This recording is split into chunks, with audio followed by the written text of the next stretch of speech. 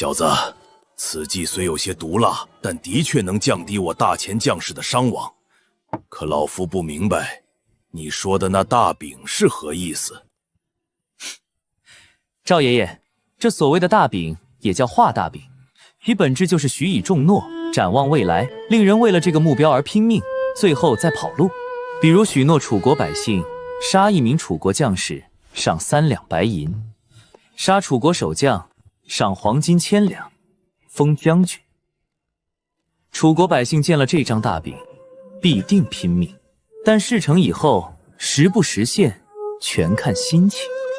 大饼这东西，只要够大，能让人为之拼命就行，不一定非要实现。更何况此战过后，他们人在大前，纵然真完成了，也不得不低头，稍微给点儿，他们也就忍了。谁掌握话语权，谁就能制定规则。更何况是被当作炮灰的楚国百姓，他们根本没得选。小子脸上这是有脏东西吗？还是小子此计太过毒辣，吓到几位爷爷了？这就沉默了，还有更狠的呢。笑话！老夫自13岁入战场，征战几十载，见过的死人比你这小子吃的饭还多。此计虽毒，但想吓到你吕爷爷，还差了108000里。老夫刚刚只是喉咙有些干了，想喝口热茶。臭小子，简直狂妄！你这毒计也叫毒计？我等征战几十载，什么灭绝人性的毒效没见过？你这算个屁！喝茶。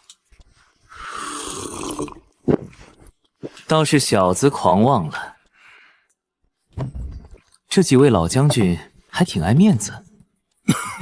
杨儿，倒也不必这般狠辣。画大饼非人所作，既是许诺，自当要实现，否则传出去，日后如何领兵打仗？祖父说的对，孙儿受教了。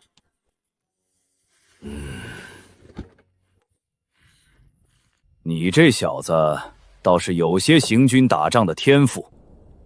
老夫再考考你，若是这题你答出来了，那你跟有容的事儿就此作罢，否则明日便去老夫府上，如何？哼，哼，小子，怎么这是怕了？吕震的孙女名为有容，这名字好啊，海纳百川，有容乃大。你这小子怎么磨磨唧唧的？怕就是怕，不怕就是不怕，你吕爷爷还能笑话你？有些时候关了灯都一样，身材才是王道，但脸也不能太说不过去。吕震生出来的闺女，漂亮和不漂亮的概率，还是得考虑考虑风险。吕爷爷，您说吧，小子尽力一答。好小子，够胆儿，比你老子强。也别说老夫欺负你这小辈，老夫这个问题倒也不难。就如你先前所说，老夫带军按照你的方法将城围困起来，你若是守城之将，当如何破解？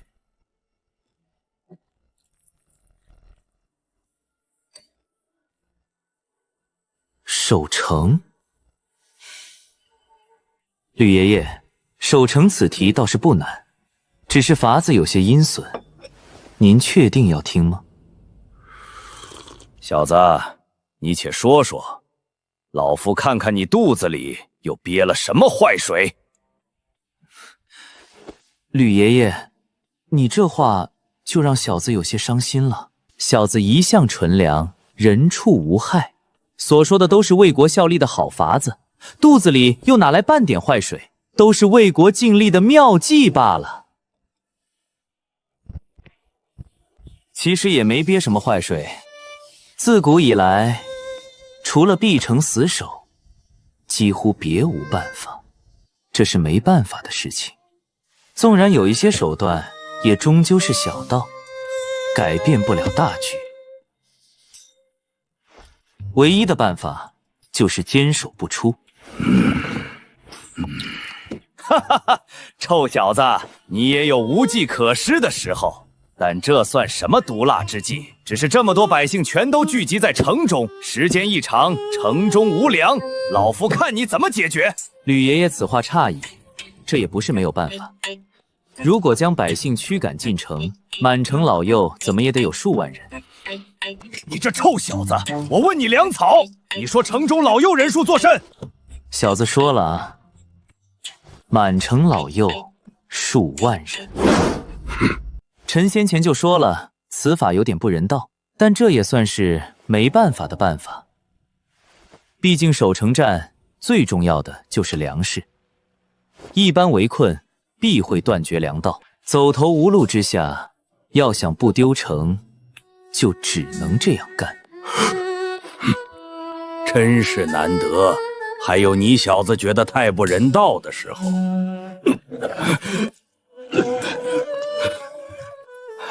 吕爷爷，你看你咋还站不稳了？小子离你数米远，这可不能赖上我啊！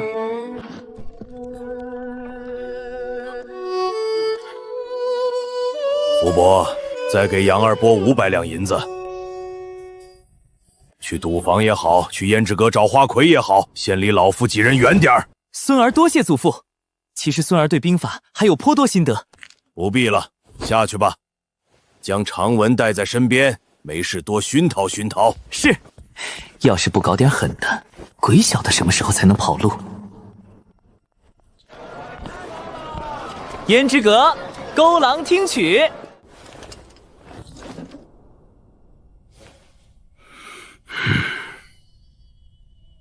老国公一生光明磊落，行事堂堂正正，只怕晚节不保啊！但老夫不得不说，定国公府有此麒麟子，必定当兴100年。老夫有句话想说，若有冒犯之处，还请老国公勿怪。你我交情，有话但说无妨。此子恐怕要不了多久，在陛下心中就是用了缺德，不用可惜，放了害怕。老夫待会儿就上奏陛下，要严禁高阳前往天下6国，避免出现意外。养着他费不了多少银子，一旦让他到了别国，那我们可就得遭老罪了。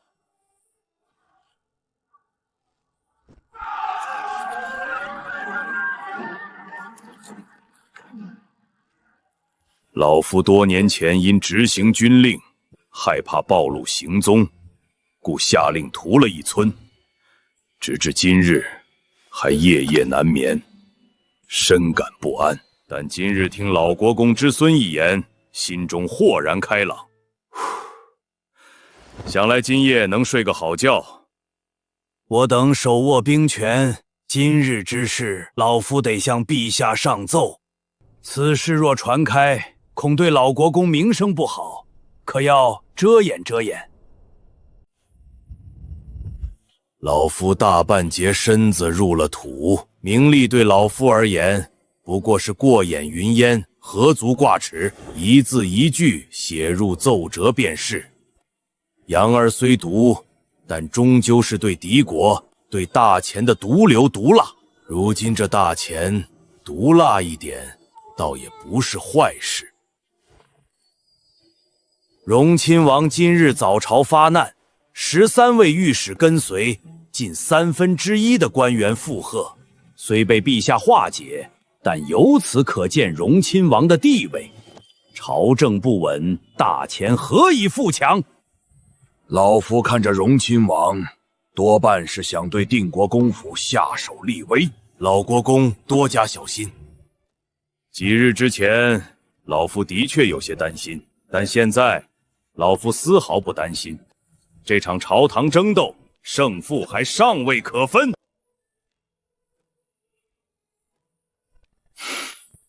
也是，定国公府遇到这活阎王，当是荣亲王废了。老夫便等着看热闹。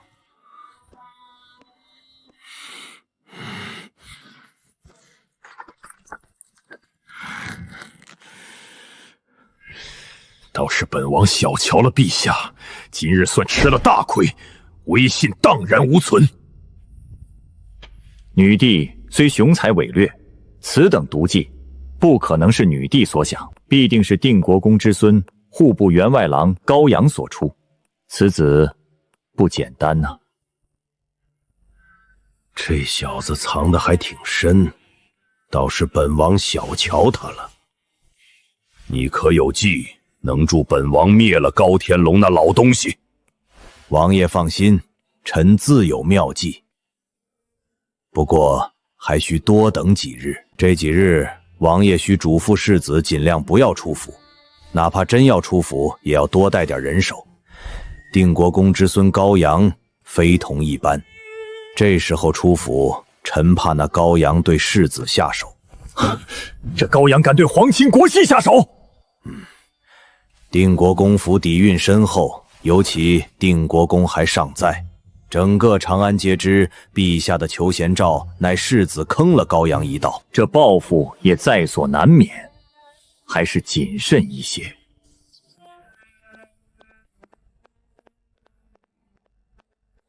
父王，儿臣听闻陛下早朝将您训斥了一顿。为父大意了，但只是一时失利，无妨。你最近几日就别出府了，别被定国公府的小子给盯上。哼，定国公半截身子都入了土，他们吃了雄心豹子胆，敢对本世子动手。更何况儿臣出行皆在白日，晚上也在胭脂阁内留宿，从不走夜路。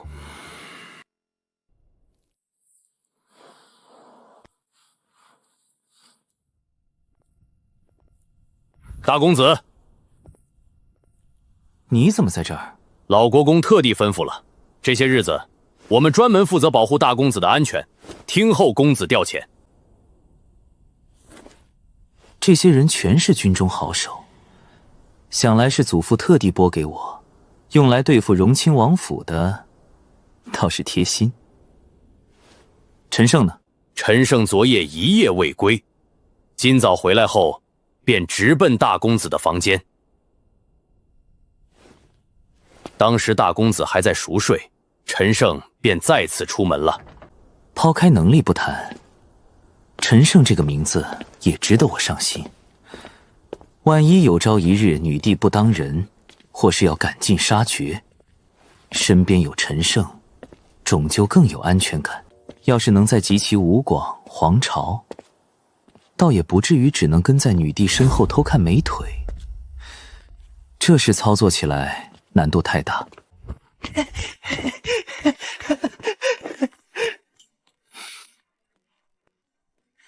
兄长，祖父让我跟着你学习学习，这10天可憋死我了。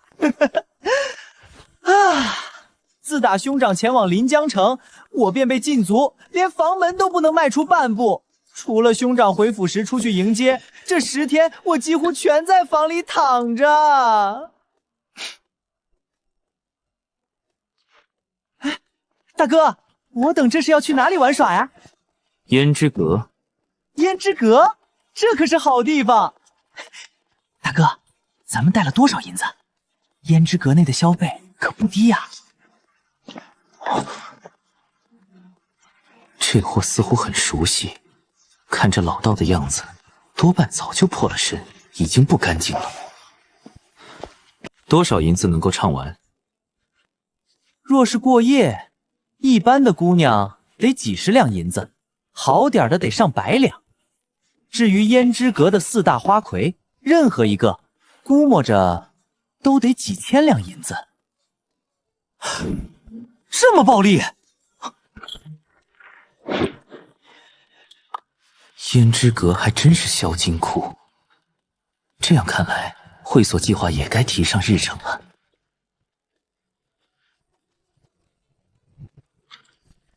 正所谓上阵父子兵，勾栏2兄弟。素闻胭脂阁花魁一夜千金，兄长近日又得了一大笔银子，咱们不如奢侈一回。到时你我兄弟2人一前一后，成骑脚之势，定叫那花魁首尾不能相顾。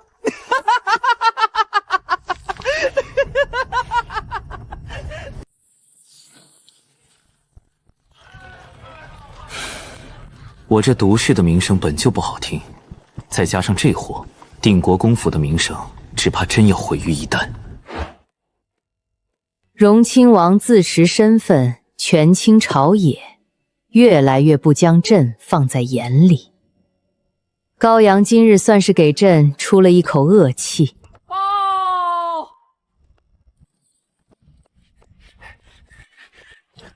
陛下，左威卫大将军秦振国，右威卫大将军吕震，护国公一齐派人送来奏折。3位将军一齐送来奏折，呈上来。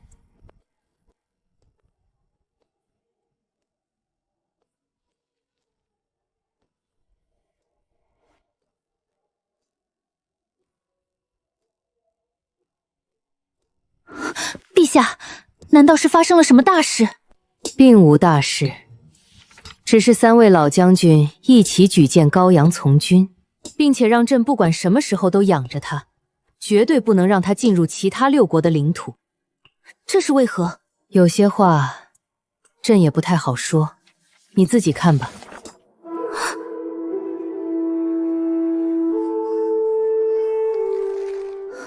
定国国用兵老练，以出其不意务成名，但也没听说国公府的用兵之道这么狠毒啊！严重缺粮食，甚至满城老幼数万人。定国公自然不会干这种事，这必然是户部员外郎的毒计。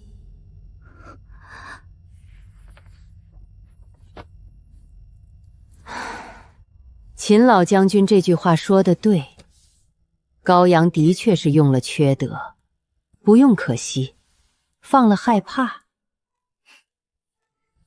哼，朕得此人辅佐，好坏参半，以后史书上的名声只怕有些难听啊。罢了，毒点就毒点，只要能令大钱强大，令我大钱百姓安居乐业，纵然史书将朕标成一个暴君，朕也认了。这些法子的确狠辣，却都是对敌人狠辣，以楚国百姓消耗敌军剑齿和落木，虽是毫无争议的毒计，却也能减少大钱将士的伤亡。对大钱而言，便是妙计。户部员外郎人呢？可在府上？陛下这是想出宫？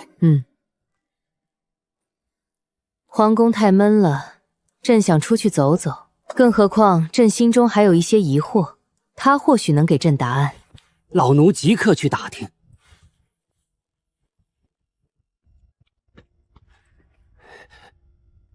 陛下，说话吞吞吐吐的，怎么了？启奏陛下，户部员外郎并不在府。不在府，那去哪儿了？胭脂阁。长安4大青楼之一的胭脂阁。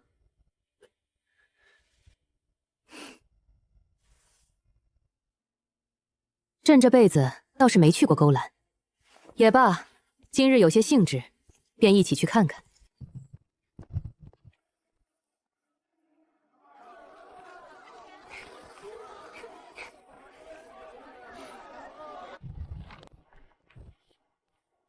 两位公子，里面请。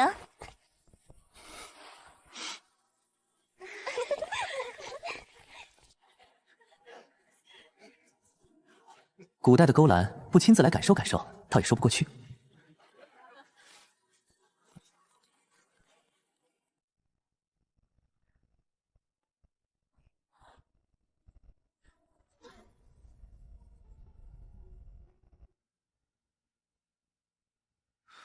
雅，太雅了，难怪世家豪门多纨绔，将门多犬子，这多少人能顶得住？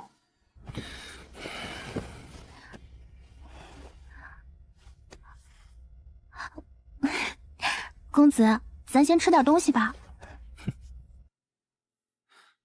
瞧你年纪不大，哪里人士，又因何沦落风尘？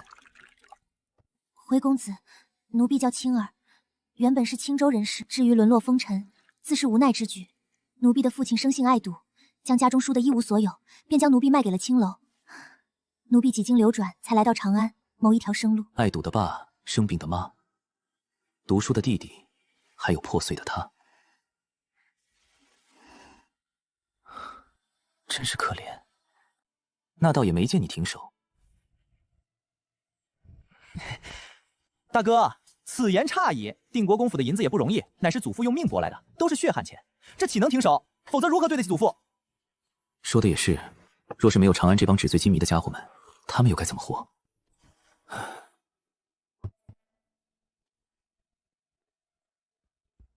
大公子，陈胜回来了，他要见您。让他进来，你们先出去吧。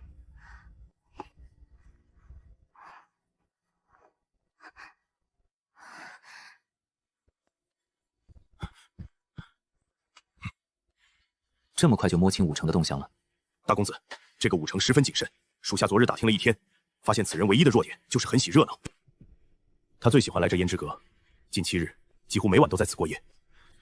武城今日上午曾出门一次，但身边护卫多了1倍，只怕他已经有所防备，难以下手。倒是没想到武城也不傻，本来是想以纨绔的身份解决，先从武城下手，一步一步来，但他不给机会，那就有些逼本公子直接对荣亲王下手了。咱们要对荣亲王府下手？你怕了？大哥这话说的，干翻了荣亲王府，我定国公府就能声威大振，这有何好怕的？大公子，你打算怎么做？想要坑荣亲王，这也不难。荣亲王身份尊贵，手握大权，最怕的便是谣言。我们可以制造谣言，比如狐狸口吐人言，小孩传唱天命在王。自古以来，谣言猛如虎，一传十，十传百。这谣言一旦传起来，荣亲王必定阵脚大乱。大公子，这样做风险会不会太大？所言有理，现在皇权太弱，这样做的风险太大。荣亲王门生故事遍布大前，若是逼得他逃出长安，一场战乱不可避免。没事，我还有个更好的法子，栽赃嫁祸，转移矛盾，足以一步步把荣亲王推向灭门。但皇权太弱，大前也太弱，经不起这样的折腾。武曌一定已经感受到荣亲王对皇权的威胁，只要激化矛盾，放大荣亲王的野心，加强女帝的危机感，武城会是最好的人选。可惜本公子身上没什么药，不然倒也能操作操作。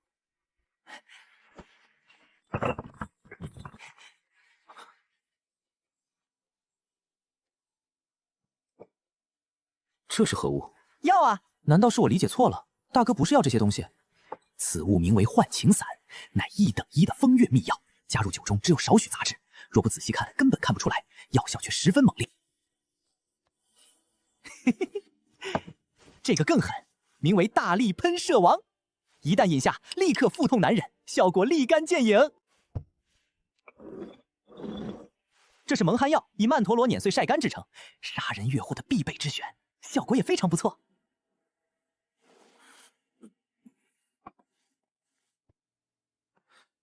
这些东西你从哪弄来的？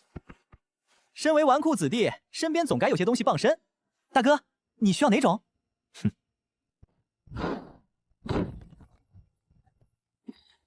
小孩子才做选择，我都要了。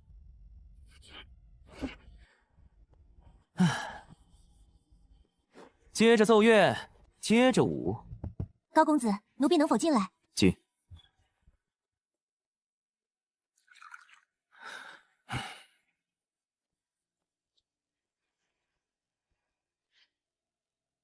小女子刘玉儿，乃是胭脂阁的画室人，久闻高公子大名，甚是敬仰。今日高公子在胭脂阁内的一切消费，除了4大花魁，我刘玉儿做主，全免了。只希望能与高公子交个朋友。什么？全免了？无功不受禄，刘掌柜这般豪爽，只怕有事相求吧。高大人果然聪慧，的确有一件小事相求。近些年，长安名楼一座接一座，胭脂阁虽是老牌，却全靠花魁撑着，老顾客已经流失不少，不知这生意该如何挽回。高大人莫要误会，民女别无他意。大人若不想说，小女子方才的承诺也依旧有效。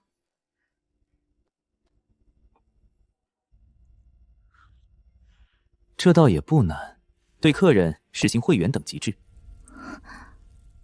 根据消费和预存银两的多少记录在册，等级越高，权限与福利便越好。能来胭脂阁的客人非富即贵，他们要的不只是酒色，也是身份的象征。人一旦有了攀比，钱自然就来了。预存起来的银子还能拿去做些稳定生意，再给花魁多设些奖金。服务这一行若是有利可图，自然动力十足。会员等级制，多谢高大人指点。这2招足够胭脂阁提高生意，核心法子自然要留给自己。正好借胭脂阁试试水，看看长安权贵对办卡的态度。今日还能省下几百两，一举3得。高大人，小女告退，不打扰高大人雅兴。去吧。刘掌柜再换2位姑娘来。高公子，奴婢们能否进来？进来，进来。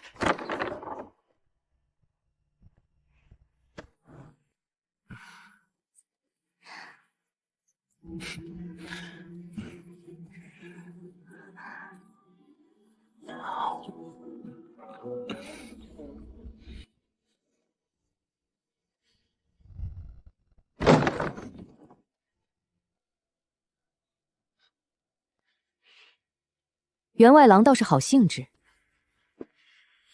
这等好地方竟不叫我们一起玩耍，是不是太不像话？来了2位好友呀！掌柜，再来2位姑娘。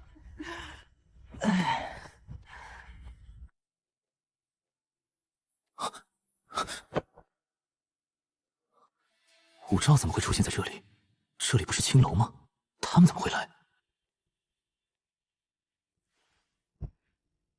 员外郎不必拘束，你摸你的，只管大胆做自己。这位兄台，你人还怪好嘞，就是这语气听着不太简单。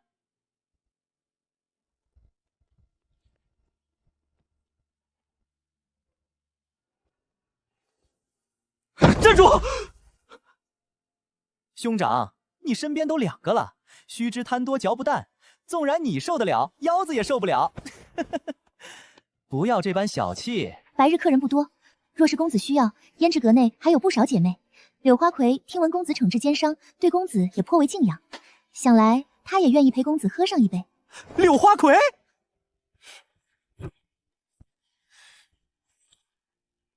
臣高阳拜见陛下。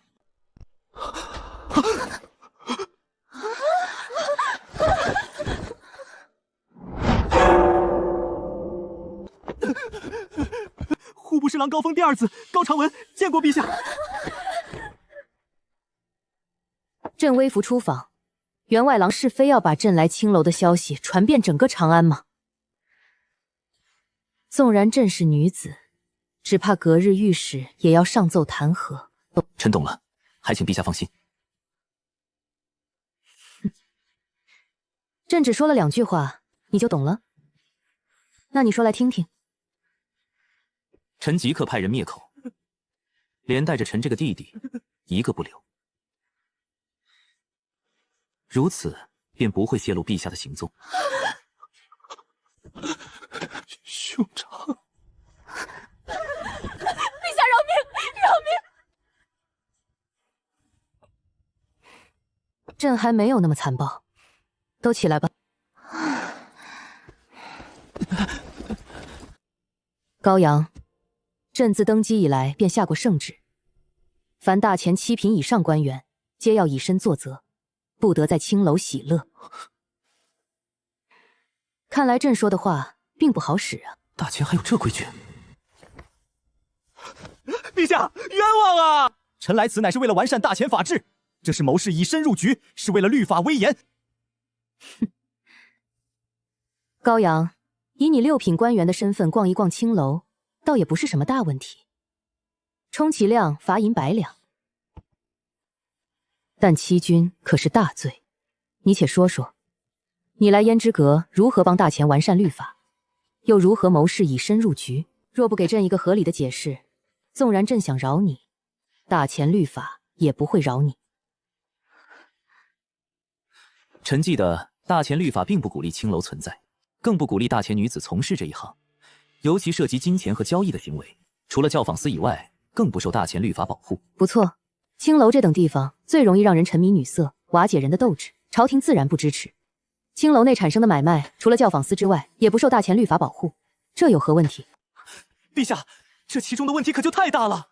我大钱以法立国，律法森严，却因为这种模棱两可的界定，留下了律法漏洞，却又直切利益荒诞，甚至还产生了白嫖的可能性。臣对此深感痛心。白嫖？白嫖是何意思？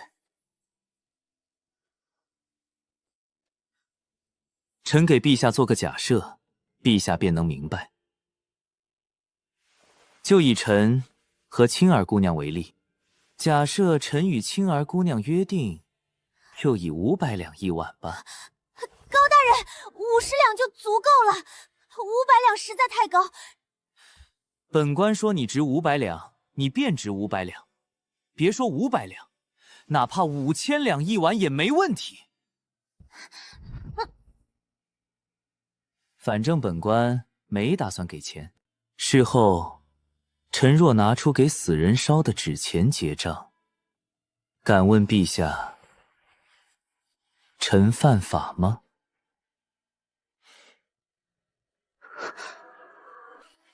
自是犯罪，既不是交易，青儿完全可以上告官府，告你强奸。在我大钱，强奸女子可是大罪。上官大人此言差矣，臣与青儿事先谈好500两银子，双方自愿达成交易，并未违背青儿的意愿。臣只是付钱时用了纸钱，这如何能算强奸？纸钱乃是给死人用的钱，你拿纸钱冒充银子，一个假币罪，也足够让你吃些苦头。假币必须进入市场流通，并且扰乱大钱货币的信用，造成实际危害，才构成假币罪。纸钱本就是给死人用的钱，既未冒充大钱银钱流通，又何谈扰乱大钱货币的信用？所以假币罪也不成立。高阳，你似乎对大钱的律法很懂。陛下谬赞，臣只是略知一二，不足挂齿。懂法应当是每个大钱人的义务。约定500两银子，却以纸钱结账，这欺诈罪总跑不了吧？此罪可也不小。上官大人，按照大钱的律法，欺诈既要定罪，便必须以被骗财物的价值为依据。早些年七国诸子百家争鸣，其中便包括法家。七国律法皆离不开法家，但既然是学派，便少不了不同观点之间的争执。关于诈骗罪中的财产，主要有2种观点，臣姑且称为正反两派。正方认为，只有受律法保护的东西才能算作财产。反方认为，只要具备经济价值，就应受到律法保护。若采用正方观点，所有不被律法认可的财物都无法获得保护，显然不妥。若采用反方观点，只要存在经济价值便全部保护，又会导致法无上限。所以争论数百年后，七国普遍认可了一种观点：财产只要具有一定经济价值，律法便该保护，但前提是这份财产必须得到律法认可。大钱以孝立国，以法治国。青楼交易既不隶属朝廷，又不受大钱律法支持，既然这份交易不受保护，欺诈罪又该如何定罪？显然，欺诈罪也不成立。所以，我高阳每次来青楼都不给钱，都选择白嫖。原身的高阳简直坏透了，居然连风尘女子都骗，真是个人渣。但高阳不犯法，因为大钱律法并不支持此等交易。既然大钱以法治国，这便是大钱律法的不完善，故此，臣以身入局，正是为了完善大钱律法。恳请陛下下令，令青楼合法，杜绝白嫖的律法漏洞。高阳，朕真没想到你竟如此熟悉大前律法，这些律法你没少苦读吧？身为大前臣子，理应熟读大前律法。吾日三省吾身。陛下，臣纵然来到青楼，也不曾忘记陛下圣恩。臣还为陛下想出一条妙计，可潜移默化地削弱其余6国的实力。哦，什么妙计？逛青楼也能想到削弱6国的法子？臣乃大前第一纯良，第一忠臣，又怎敢欺君？此事自然是真的。说说看，陛下觉得臣弟如何？面色发虚，身子发软，十足十的纨绔。这与削弱6国有什么关系？陛下，此言差矣。这其间关系可大了。江门多犬子的概率一向大于江门出虎子的概率。这背后青楼美色之害，当属第一。正所谓美色如狼似虎，可瓦解人的意志，别说是碰，连想都不能想。你想让朕从美色方面下手？不错。敌弱则我强。想要强大，除了提升自己，也可拉低别人。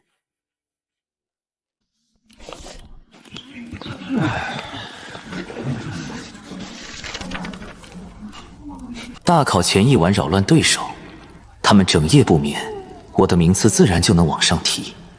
陛下可培养一批有才之人，让他们远赴6国，大开青楼。一来可让6国之人沉溺美人香，瓦解意志；二来可赚取银两，填补大前国库。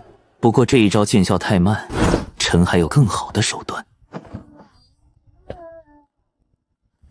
陛下宫中可有一些珍藏的教导图？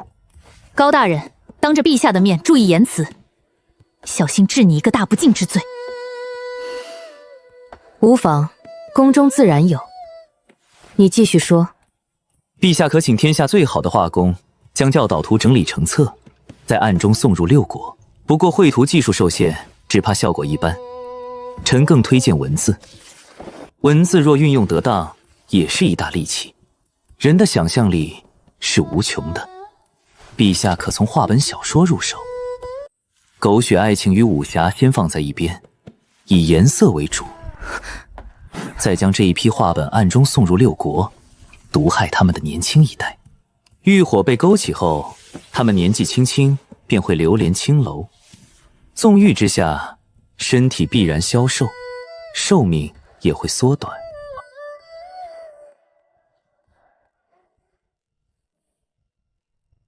若陛下觉得此计可行，臣在话本小说一道也独具天赋。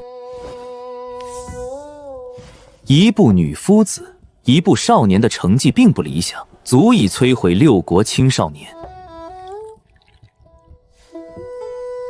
好一个与其强大自己，不如削弱敌国。从青楼到话本，这条毒计直指6国年轻一代。用了缺德，不用可惜。放了害怕，养一个羔羊花不了多少钱，若让他落到其他6国手中，遭罪的便是大钱，绝不能让羔羊踏出大前一步。陛下，此事万万不可。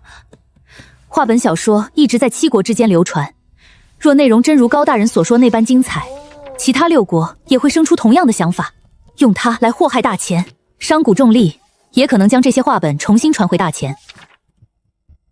杀敌1000，自损800，此举并不明智。高阳，你此计如同一个魔鬼，一旦放出，6国固然要遭罪，却也太容易反噬大前。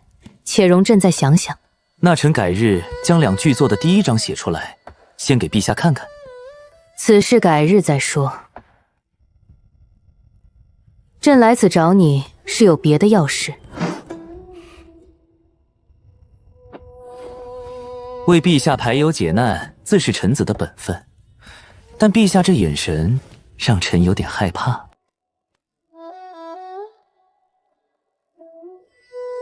这个难题，只要你能替朕解决，除了谋逆这等大罪，朕向你许诺，可保你一世繁华。一世繁华。臣身为大前的义分子，为陛下排忧解难，自当竭尽全力。不过陛下，咱们是否该换个场合，在青楼谈论国事？感觉支纠有些古怪，日后若被史书记载，只怕不太好听。英雄不问出处，强国之策，自然也不分场合。民女告退。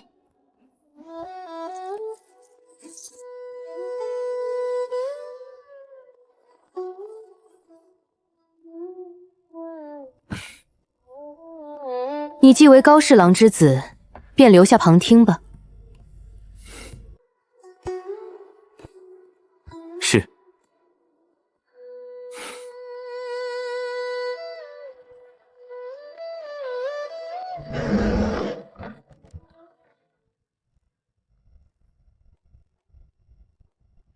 高阳，你可知我大前藩王有多强大？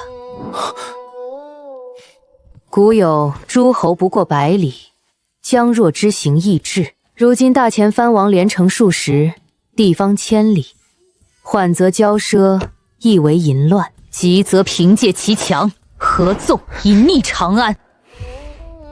若不解决大前藩王，朕寝食难安。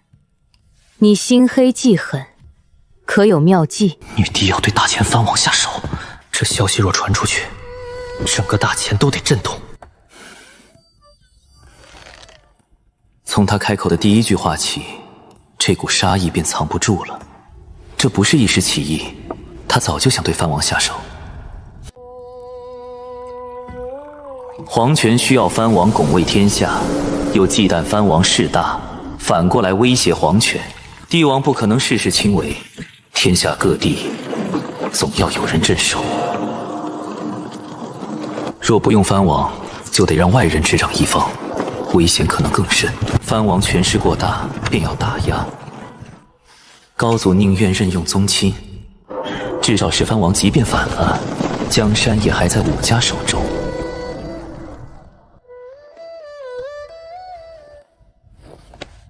陛下，您这多少有些冤枉臣了。臣哪里心黑记恨？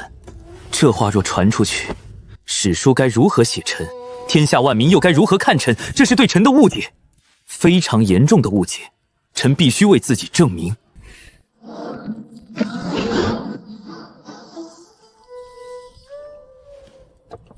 从商贾蝗灾到六国年轻一代，哪一条计策不够心黑？以化本瓦解六国年轻一代，短期未必见效，长此以往却能杀人于无形。只是此计太容易反噬大前，还不到非用不可的时候。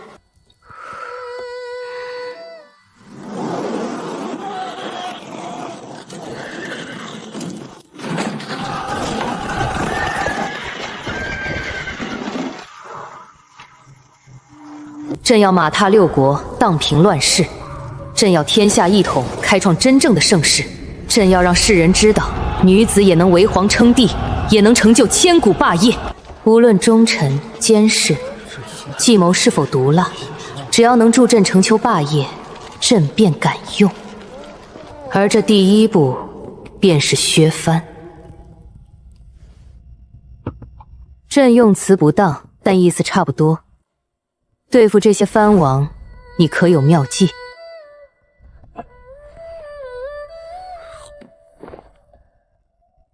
陛下真想对藩王下手？自朕登基，便一直想着削藩，只是此前忍住了。但现在，朕想动手了。还请陛下将藩王的情况告知一二，臣也好出招。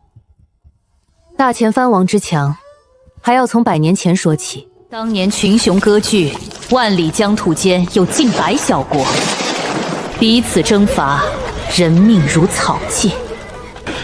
高祖皇帝起于布衣，最终打下大前，与其余6国形成鼎立之势。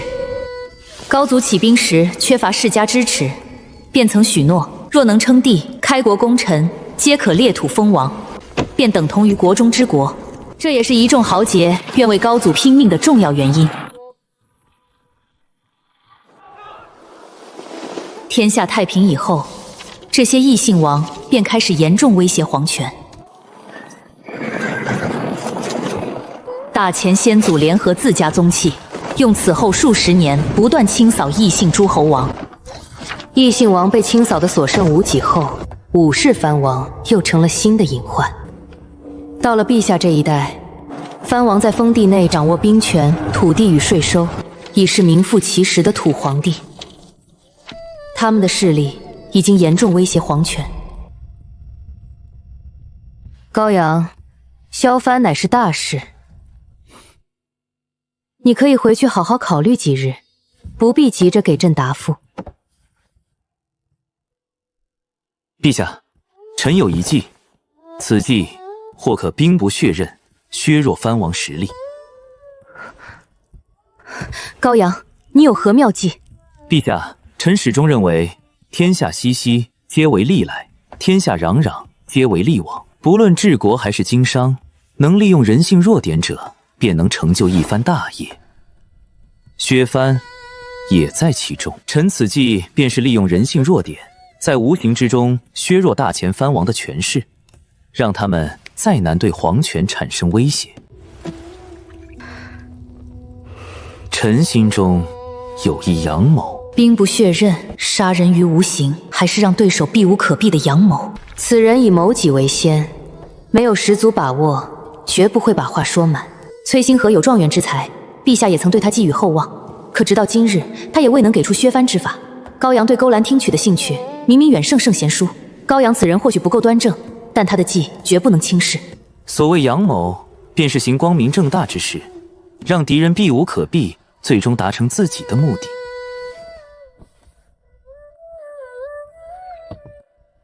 天下藩王之所以强大，根本便在于3样东西：有钱、有权、有兵。这便是藩王权势的根基，所以削藩也必须从这3者入手。臣便以自己和余弟为例。留我旁听，原来就是为了拿我举例。你继续说。陛下若想离间臣与余弟，最好的手段无非8个字：转移矛盾，分化瓦解，拉拢弱者，打压强者。天下离间之术，无外乎如此。陛下想要削藩，所求的是皇权。藩王不愿交出权力，陛下与藩王之间的矛盾便在此处。但若陛下把这份矛盾转移出去，让藩王内部自行争斗，皇权与藩王之间的大矛盾便会被拆成藩王内部的小矛盾，此阳谋便成了。转移矛盾，分化瓦解，拉拢弱者，打压强者，这8个字足以概括帝王平衡之术。至于具体如何做，答案也很简单。长子与世子之间本就存在矛盾，他们缺少的只是一个引爆矛盾的机会，而这个机会需要陛下来给。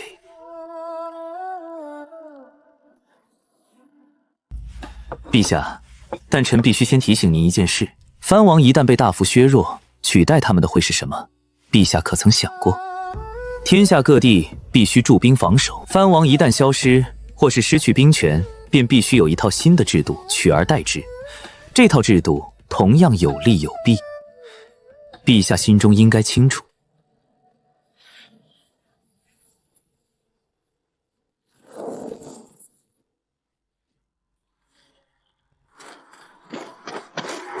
镇守边疆之人，必须拥有一部分临机决断的权利。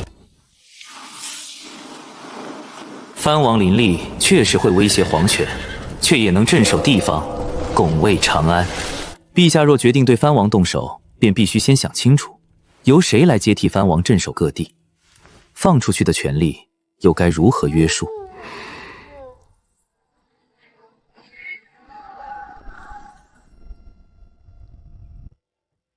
朕明白你的意思。藩王权力削弱以后，便要适当给镇守各地的将领放权，这依旧是平衡之道。但削藩势在必行，否则朕的皇权终将处处受制。至于削藩之后的制衡，朕心里有数。相比藩王，外姓将领更容易驾驭。若连藩王这一关都迈不过去，朕期后的谋划便全是空谈。朕明日便召集百官，按照高阳所说之法开始布局。这道谋略，朕记你一功。陛下莫急，既然陛下已经下定权宜，臣自当竭尽所能，助陛下完成削藩。只是眼下若想削藩，还有一个坏消息。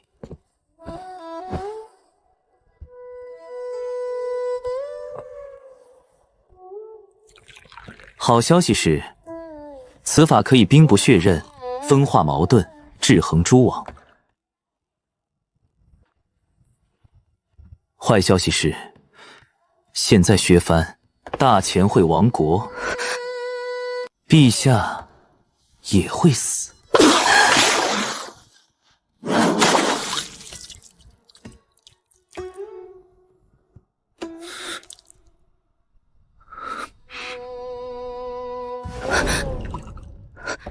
这是为何？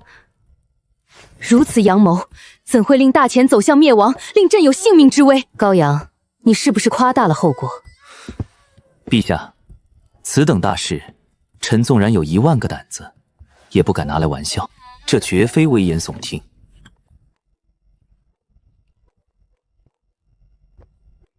因为当前根本不能削藩，不论使用阳谋还是阴谋，都必须满足一个前提：朝廷必须足够强大，朝廷要有足够的话语权，否则强行对藩王动手，无异于自寻死路。天下藩王不是傻子，阴谋尚可暗中施行，阳谋却光明正大，谁都能看出陛下想要什么。一旦朝廷示弱，陛下仍敢用阳谋削藩，天下藩王便敢以祖宗之法不可变为名，指责陛下失德，不配为天子。他们甚至会联合起兵，另立新皇。届时大钱必定生灵涂炭，大钱走向覆灭，绝不是一句空话。陛下觉得当下朝廷是强还是弱？若朝廷不够强，天下藩王又凭得顺着陛下设下的路走？不反抗，他们便只能成为砧板上的肉，任由朝廷宰割。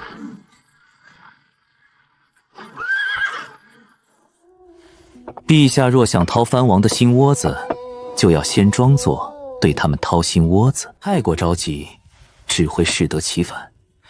眼下朝政不稳，该忍便要忍。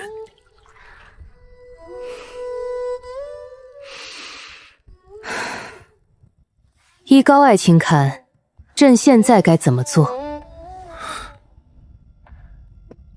陛下应先按捺住削藩的念头。眼下无论以何种手段削藩，都不是明智之举。只有大钱变得强大，陛下掌握绝对的话语权，天下藩王才会覆手可灭。到那时，陛下真正该考虑的，反而是由什么制度替代藩王。大钱强盛以后，臣还有诸多妙计，可助陛下制衡6国。他口中的妙计，恐怕又是一条毒计。可若用于敌国，又会有何等威力？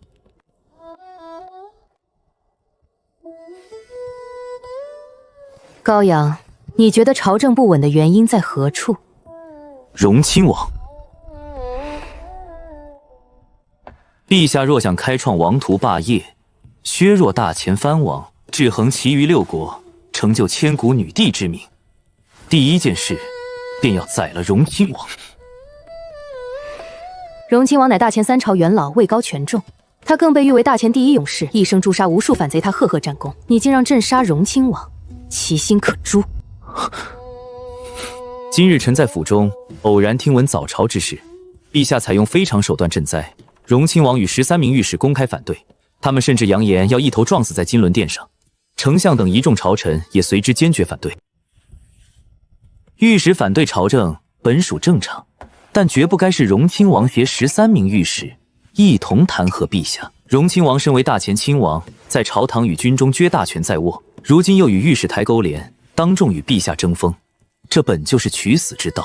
荣亲王现在或许并无反心，但陛下若不尽快铲除荣亲王，日后必将寸步难行，更不必提变法强国。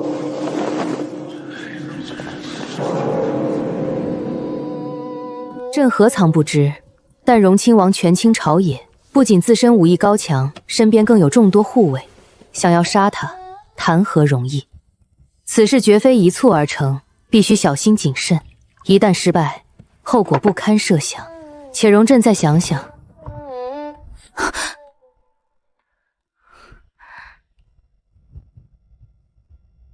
臣高阳不才，早已算到陛下会对荣亲王动手。臣以为陛下备下上百个妙计，刺杀、毒杀、砍杀、陷坏、污蔑、设局、坑害，一应俱全，计计都可直取荣亲王性命。他跑，臣追；他插翅难飞。多少？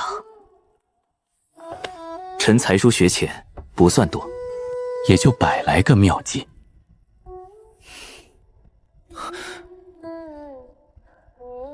说来听听。陛下稍等，容臣找找。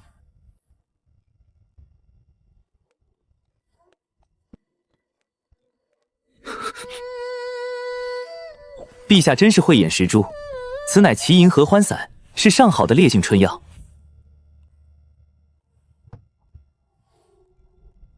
这个呢？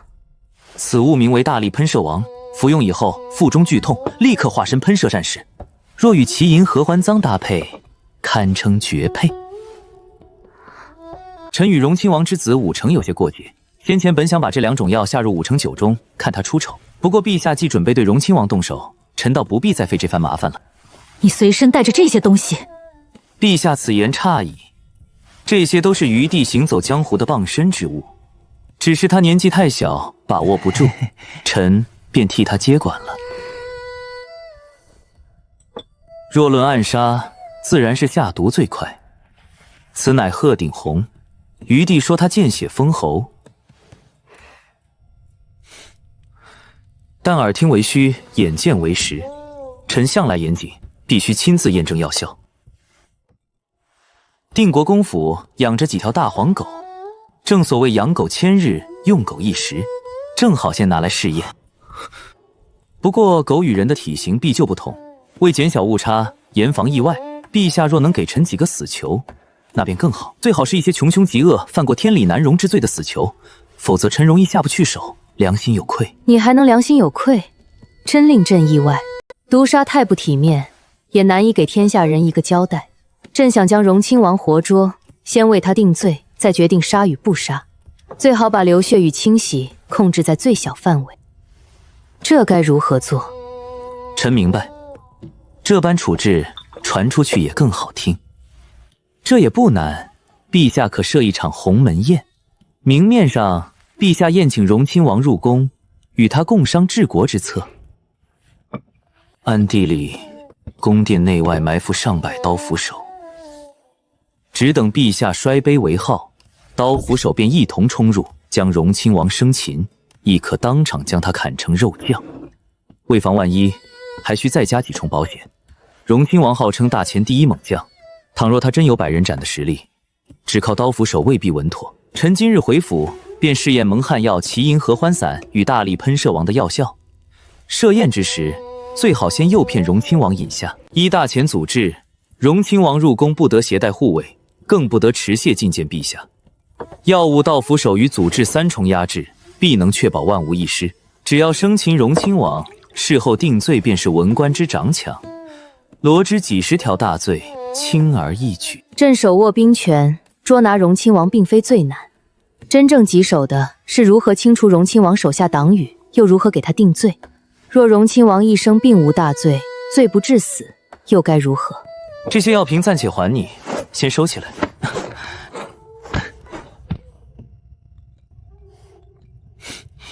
臣既提出此计，自然提供一条龙的服务。这件事也简单，陛下只需在动手前严防消息走漏。拿下荣亲王以后，可用的手段便太多了。大前历来信奉巫蛊之说，动手之前，陛下可先安排1名牢中死囚，揭发有人以巫蛊诅咒陛下。陛下顺势下旨，命刑部彻查此事，一切看似有因有果，不会有人生出疑心。再以鸿门宴拿下荣亲王，派人搜查荣亲王府，从荣亲王府中搜出诅咒陛下的巫蛊娃娃，再严刑逼供荣亲王府下人。届时人证物证俱全，荣亲王便百口莫辩。此后，这名死囚的嘴便是陛下手中最锋利的一把刀。死囚供出谁，朝廷便查谁。荣亲王在朝中的党羽可借此一扫而空。以盛行的巫蛊为引，再让一个无人留意的死囚出面揭发，先擒荣亲王，再栽入罪证，最后借死囚之口清扫党羽。幸好高阳出身定国公府，幸好他现在为朕所用。若此人落入荣亲王藩王或反贼手中，皇权与江山都可能毁在他手上。当然，陛下的名声，臣也已经考虑到了。荣亲王追随先帝南征北战，被誉为大前第一猛将，他的身上必定布满战场留下的伤疤。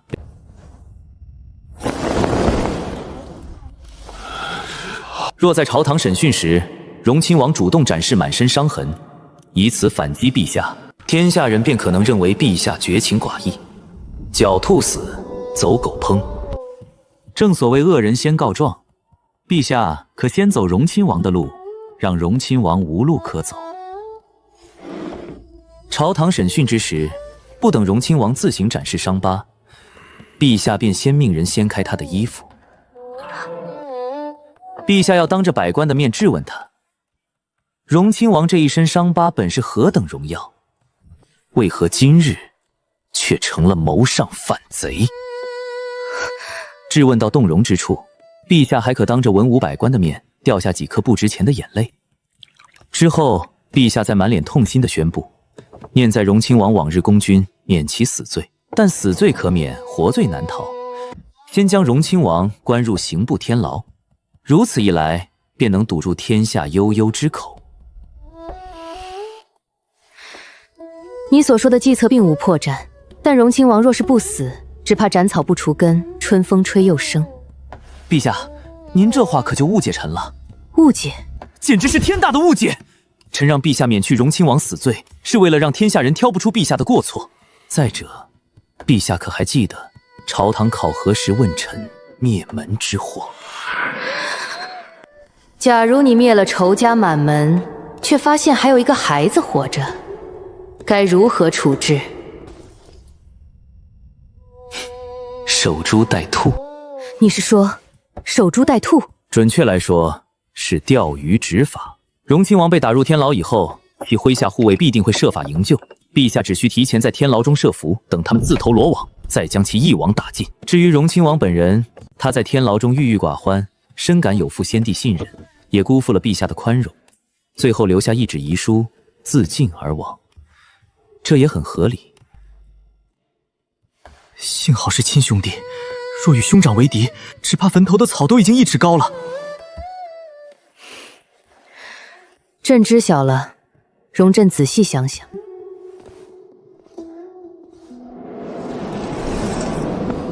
此事事关重大，不得走漏半点风声，否则杀无赦。请陛下放心，草民只是不太聪明，但草民并不傻。此事关乎朝局，草民绝不会向外多说一个字。这一点还请陛下放心。纨绔大多贪图享乐，不堪大用，却不代表真傻。今日这番话已经在他心里埋下一颗种子，不出荣亲王，削藩就是笑话，更谈不上一统天下。她虽是女子，雄心却不输世间任何男子，谁挡住她的帝王之路，谁便得死。荣亲王蹦跶不了多久了。朕再多问一句，荣亲王与你究竟有什么深仇大恨？臣心眼比较小，向来有恩必还，有仇必报。从臣接下陛下的求贤诏，到朝堂上遭人弹劾，背后都少不了荣亲王的影子。他既想拿定国公府立威，臣便想灭他满门。3日之内，朕给你答复。臣恭送陛下。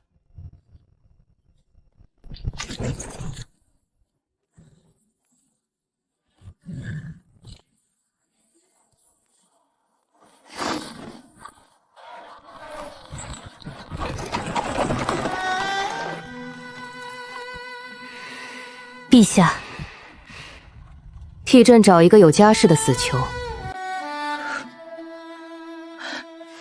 臣遵旨。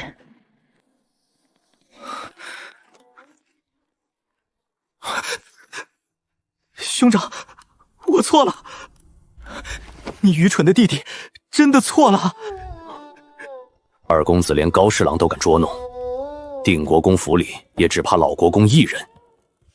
这才不到1个下午，他竟然向大公子跪了。余弟这是做什么？你我都是一家人。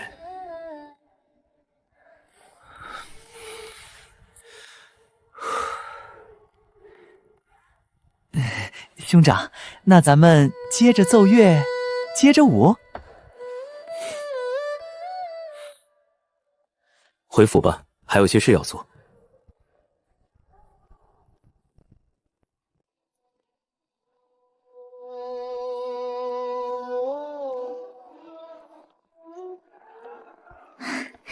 高大人，这便要走，不再多玩一会儿？改日吧，本官还有些事情需要处理。高大人既有要事，奴婢自然不敢强留，但此物还请大人收下。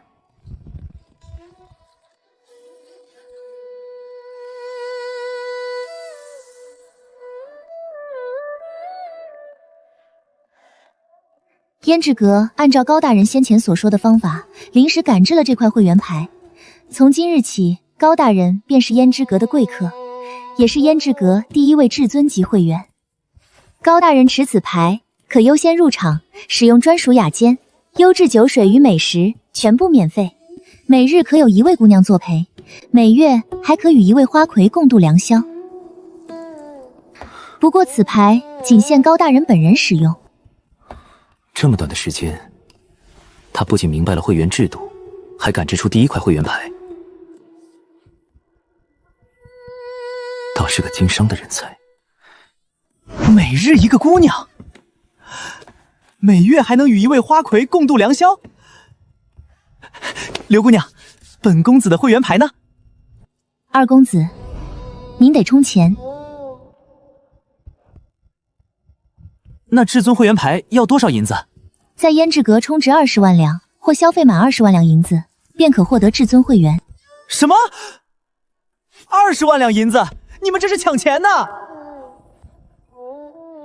胭脂阁也有普通会员，只需500两银子，只是能享受的特权自然会少一些，并且从今日开始，胭脂阁所有客人都要先付一部分银子，事后多退少补。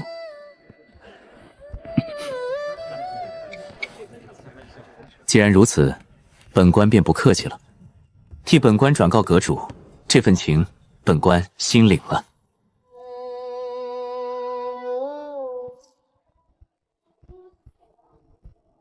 奴婢送高大人下楼。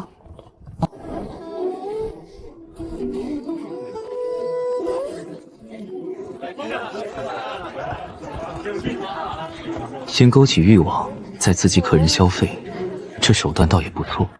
高兄，见了本世子，为何不上前一句？来者不善。不知世子也在此处，倒是臣失了礼数。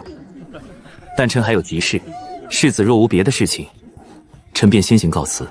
高兄再忙，也不差这一会儿功夫。高兄瞒得本世子好苦啊！高兄先平临江城良价，又献出灭黄之法。本世子还听说，陛下今日早朝下旨，在赈灾米粮中插入沙土，以遏制贪官侵吞。这也是高兄的妙计，本世子实在佩服。高公子抬高临江城粮价，吸引外地粮商入城，竟真平了粮荒。赈灾粮中掺沙，看似不近人情，实则能遏制贪官，是救民之策。高公子竟有如此才能，先前实在深藏不露。仇人在众目睽睽之下刻意捧你，多半是准备挖坑。高员外郎深藏不露，有经世之才。今日既然来了胭脂阁，我等岂能轻易放过？不如请高员外郎即兴作诗一首，诸位意下如何？请高公子赋诗，正好让我等开开眼。气氛已经到了这里，高兄不如吟诗一首，让我等见识见识。远看石头大，近看大石头，果然石头大，石头果然大。他大概是从那首石头诗里得了信心。我今日若直接离开，长安文人少不了借此嘲讽。旁人的眼光无关紧要，何况荣亲王府已经撑不了多久。吟诗一首有何难？那本世子便静候高兄佳作了。既要作诗，岂能无酒？眼下虽只有世子这一位好友，却也足够与臣共饮，助臣诗兴大发。长文，你去先前的雅监将本官的好酒取来。本官这首诗与世子有关，自然要与是日子共饮一杯。世子，请。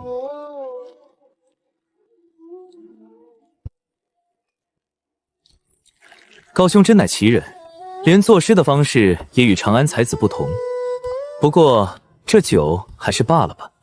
莫非世子看不起高某，不愿与高某共饮？既然如此，倒是高某自作多情了。高兄且慢，既然高兄如此盛情，那你我便同饮一杯，祝高兄诗兴大发。来，也给高兄满上。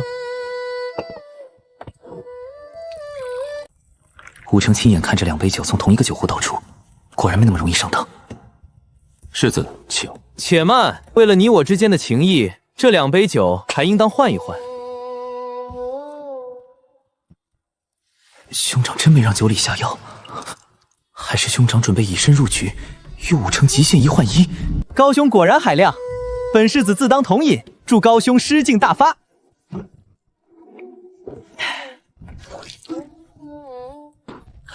美酒数口，果然令高某诗意大发。高阳，这酒你没喝？诸位盛情难却，今日又恰逢身处胭脂阁，本公子便作一首婉约之诗。诸位且听好了：云想衣裳花想容，春风拂槛露华浓。若非群玉山头见，会向瑶台月下逢。云想衣裳花想容，春风拂槛露华浓。世上竟有这般曼妙的诗句。只凭这一首诗，他那块至尊会员牌便送得不亏。若此诗与胭脂阁一同传遍长安，我的身价也会随之上招。这种事怎么可能出自高阳之口？不可能，这绝不可能！高员外郎，你好大的胆子！你竟敢剽窃他人诗句，此乃知法犯法，必为天下文人所不比。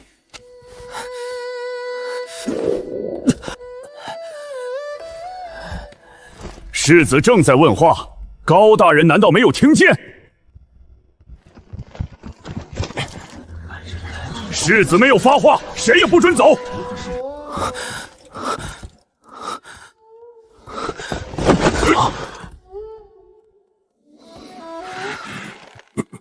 世子，你干什么？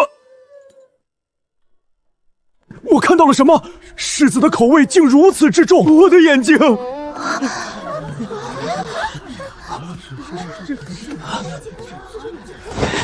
高阳，我跟你拼了！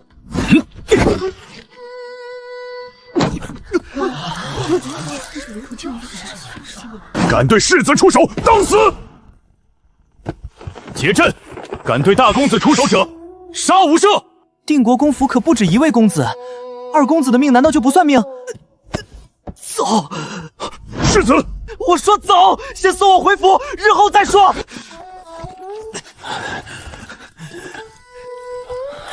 世子变成这副模样，回去以后一定要严查，只怕是有奸人暗中下药，千万小心爆体而亡。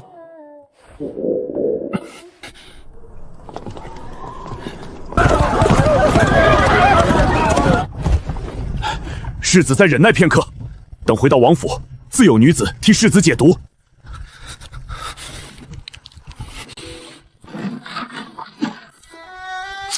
世子，这万万不可！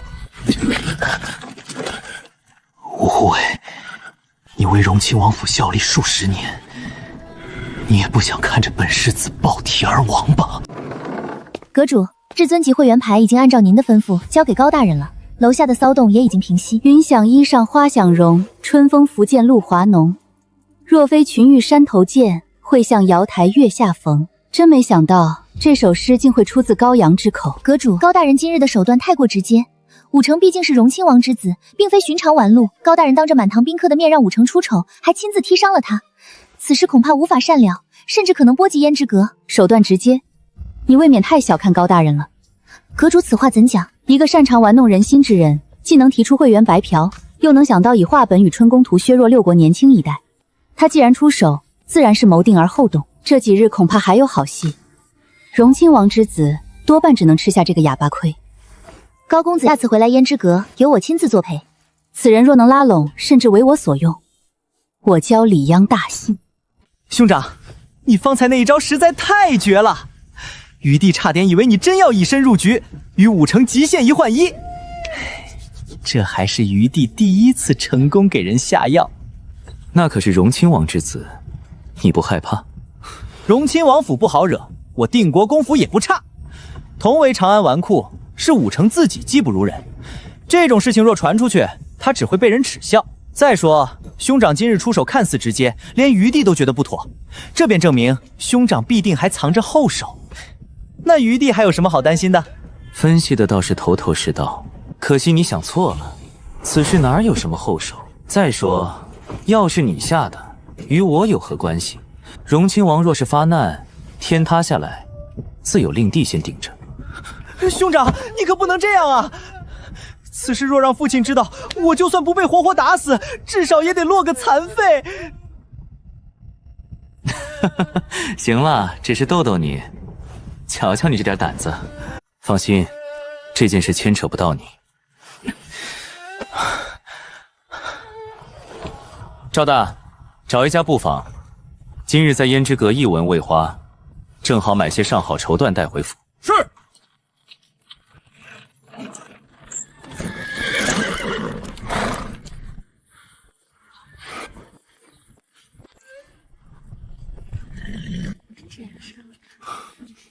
兄长，你打算何时去找宋家大小姐？我为什么要找宋家大小姐？兄长喜欢了她10年，还为她付出了那么多，若就这样放弃，岂不是太亏了？何况兄长如今深得陛下器重，又接连立下这么多功劳，即便宋小姐再心高气傲，也总会优先考虑兄长。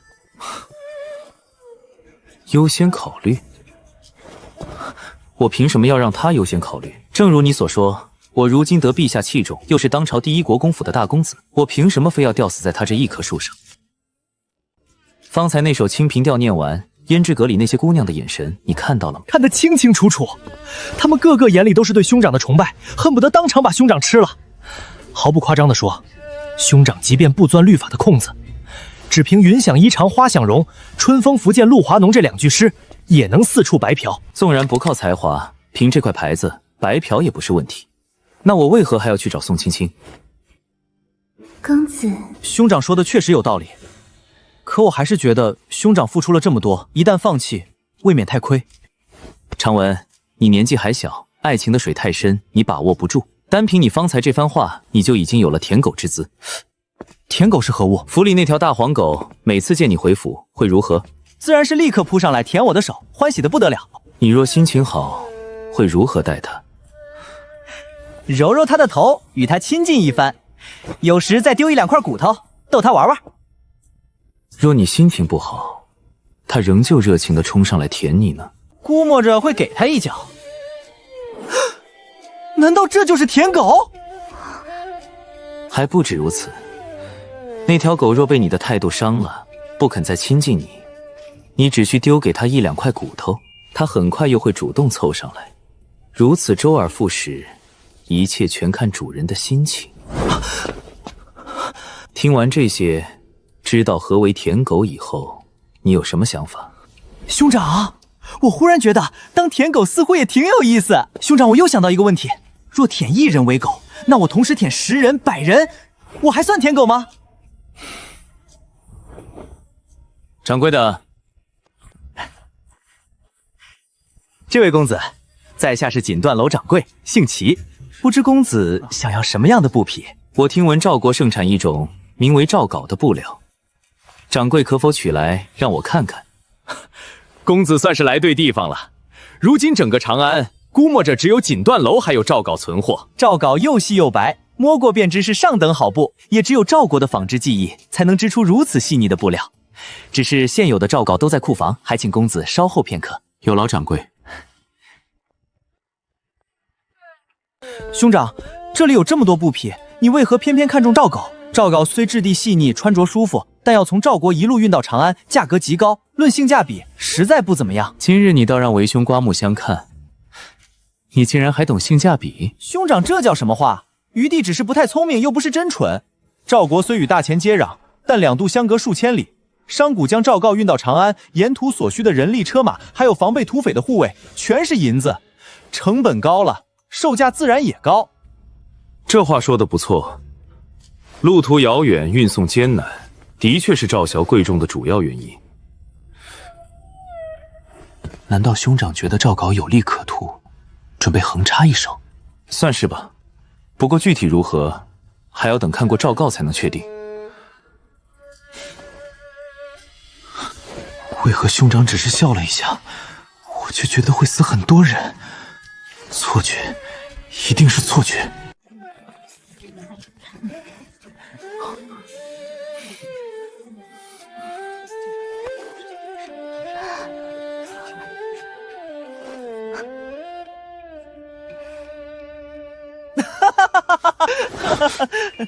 你忽然鬼叫什么？我只是觉得气氛有些尴尬，一时没忍住。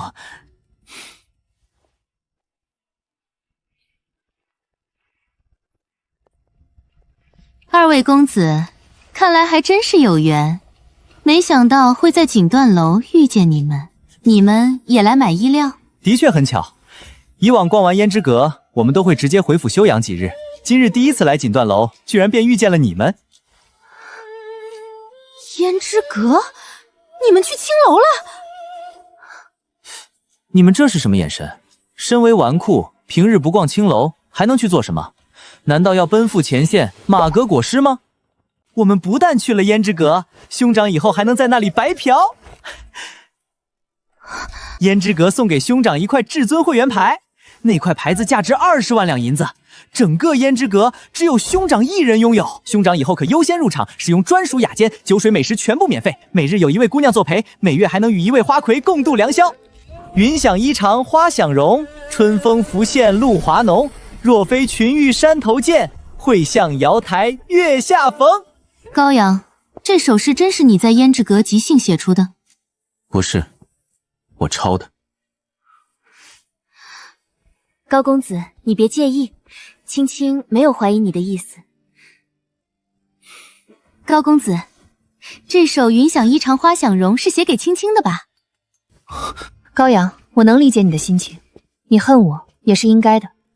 昨日你让我等了几个时辰，此事便算扯平了，我们以后还可以做朋友。大姐，你能不能别侮辱这首诗？你何时见过趋炎附势的仙子？算我求你了，你快去找崔星河吧。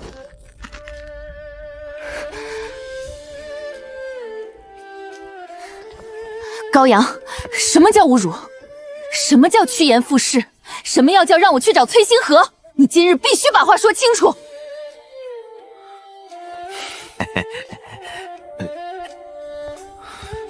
高公子，这便是您要看的诏稿。只是公子也知道，赵国路途遥远，纺织技艺又极为成熟，因此价格颇为昂贵。这种诏稿，只有赵国能够炼造。这是自然，诏稿是赵国敛财的一大手段，其核心纺织技艺始终严加保密。一匹诏稿要多少银子？10两。赵大，付钱。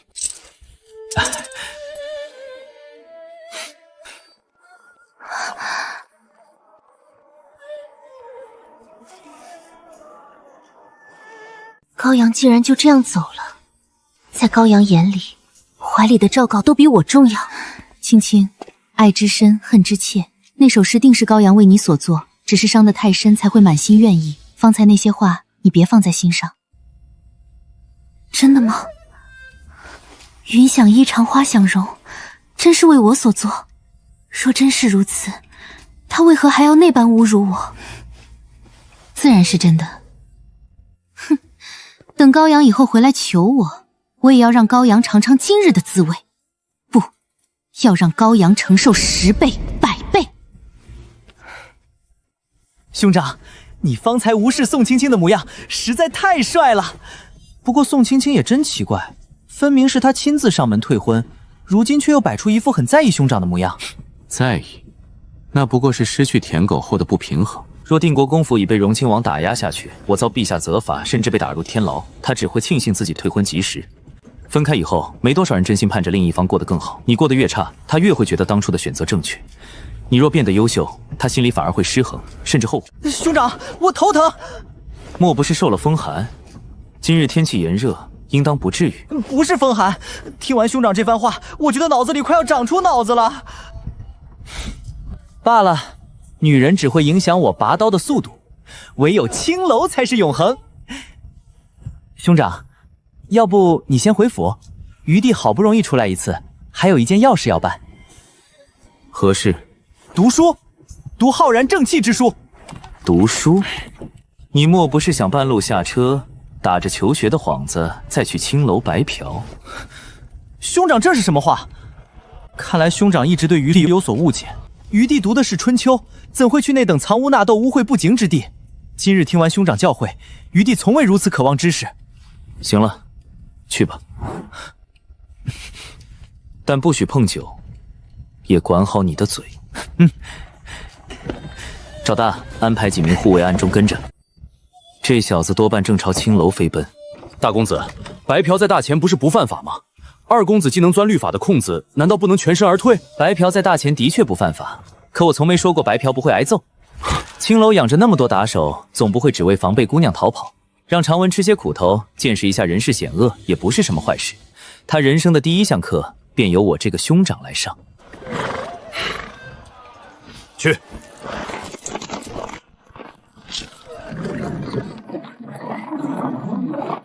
云想衣裳花想容，春风拂槛露华浓。若非群玉山头见，会向瑶台月下逢。这首诗真是高阳所作？此事千真万确，胭脂阁内的客人都亲眼所见。如今这首诗正在长安迅速传开。不过高阳今日还当众算计了荣亲王之子武成。高阳不仅踢了武世子的下身，应该还伙同高长文给武世子下了药。依照这两兄弟的秉性，臣推测他们多半将合欢散与喷射王混在了一起。最关键的是，这药并非暗中投下。高阳当众诱骗武成饮下药酒，高阳却把含在口中的酒吐了出来。荣亲王只怕不会善罢甘休。论坏，整个大前无人能出高阳之右。高阳向来谋定而后动，高阳既然敢出手，纵然没有10成把握，也至少有9成。此事朕不会替高阳收拾残局。传旨，明日早朝，让高阳随高侍郎一同入宫。臣遵旨。朕听闻高阳一直心意宋家大小姐，只是10日前宋家大小姐亲自退了婚。启禀陛下，确有此事。据传高大人心意宋家大小姐多年，对她向来召之即来，挥之即去。这首诗应该也是高大人为宋家大小姐所作，诗中正是赞美宋家大小姐貌若仙子，对宋家大小姐便召之即来，挥之即去。到了朕面前，心眼却比谁都多。这诗不好，烧了。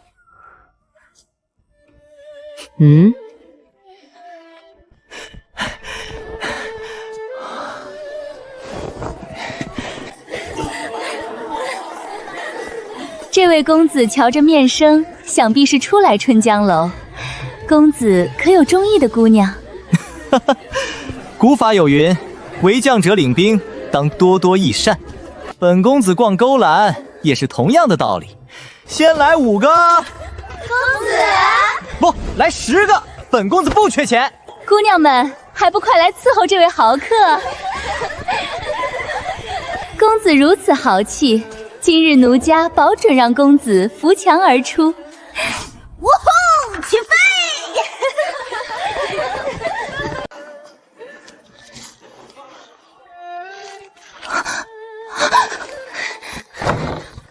保姆，大事不好了！楼上那位公子拿烧给死人的纸钱结账，他想吃霸王餐。烧给死人的纸钱，好大的胆子，竟连我秋娘都敢骗！说吧，你想怎么死？保姆此言差矣，这难道不是钱？拿烧给死人的东西糊弄我，你真当我是傻子？本公子的确白嫖了，可你又能奈我何？不服便报官。本公子今日便替你讲讲大钱律法。首先，姑娘们全是自愿，这不是强奸罪。其次，纸钱与大钱通行货币并不相似，不会令百姓对朝廷货币产生信用危机，因此也不算假币罪。至于诈骗罪，解释起来便有些长了，且让本公子仔细想想，再慢慢说来。看来还是个懂法的老手。可谁告诉你我准备报官？不报官？敢来春江楼白嫖，给我打断他的腿！这个情况兄长没说啊！说好的白嫖呢？兄长，你让我没有爱啊！老将耽搁一早，午后又陪女帝嬴政数个时辰，胭脂阁一趟，什么也没想到，只想让绿萝按一按，睡个好觉。孽畜！孩儿拜见父亲大人、母亲大人。你莫以为有陛下护着，老夫便拿你没有办法。老夫纵然不能打你，罚站与抄写圣贤书总还是可以的。老夫给你的银钱，逛过胭脂阁后还剩多少？胭脂阁一趟并未花钱，只在锦缎楼买了一匹布，花了10两银子。区一匹布，竟花10两银子，简直铺张浪费。此乃赵国盛产的诏稿，质地轻薄，穿着舒适，孩儿特意买来送给母亲。母亲为了这个家日夜操劳，平日衣裳却大多陈旧，孩儿每每看见，心中实在难受。岁月从不败美人，母亲若用这诏稿裁一身华服，定能如锦瑟年华时一般貌美。岁月从不败美人，我儿真会说话。既然给你母亲带了礼物，便不能没有老夫的份儿，否则老夫可要发飙。老夫看这件东西不错，拿来吧。父亲既然喜欢，孩儿自当尽孝。这是什么东西？这是胭脂阁刘掌柜送给孩儿的至尊会员牌，如今只限孩儿一人使用。不过问题不大，孩儿改日让刘掌柜更改姓名，父亲便能享受相应特权。这木牌造价不菲，究竟有什么特权？倒也没有什么特别的。凭此牌进入胭脂阁，酒水与美食可以随意享用，每日还可免费由一名美人作陪。每月另有一位花魁可陪持牌之人共度良宵。每日一个美人作陪，每月还有一个花魁共度良宵。孽子，简直胡言乱语！老夫自从与你娘在一起，便从未踏足过那等污秽之地。区一块木牌，你自己拿好。父亲大人，您捏的倒是怪紧的。夫君若是想去，尽管去便是。妾身绝不是善妒之人，半夜3更更不会做些什么。夫人这是说的哪里话？分明是这孽子身体太虚，老夫又恰巧天生神力，他才没能将木牌拿走。事出欲血3千，也只心仪夫人一人。杨儿，你正值年轻气盛，这东西留在你手里才算有些用处。若给了你爹，纯粹是浪费。你虽年轻，也要注意身体。须知年少不知身体贵，老来青楼空流泪。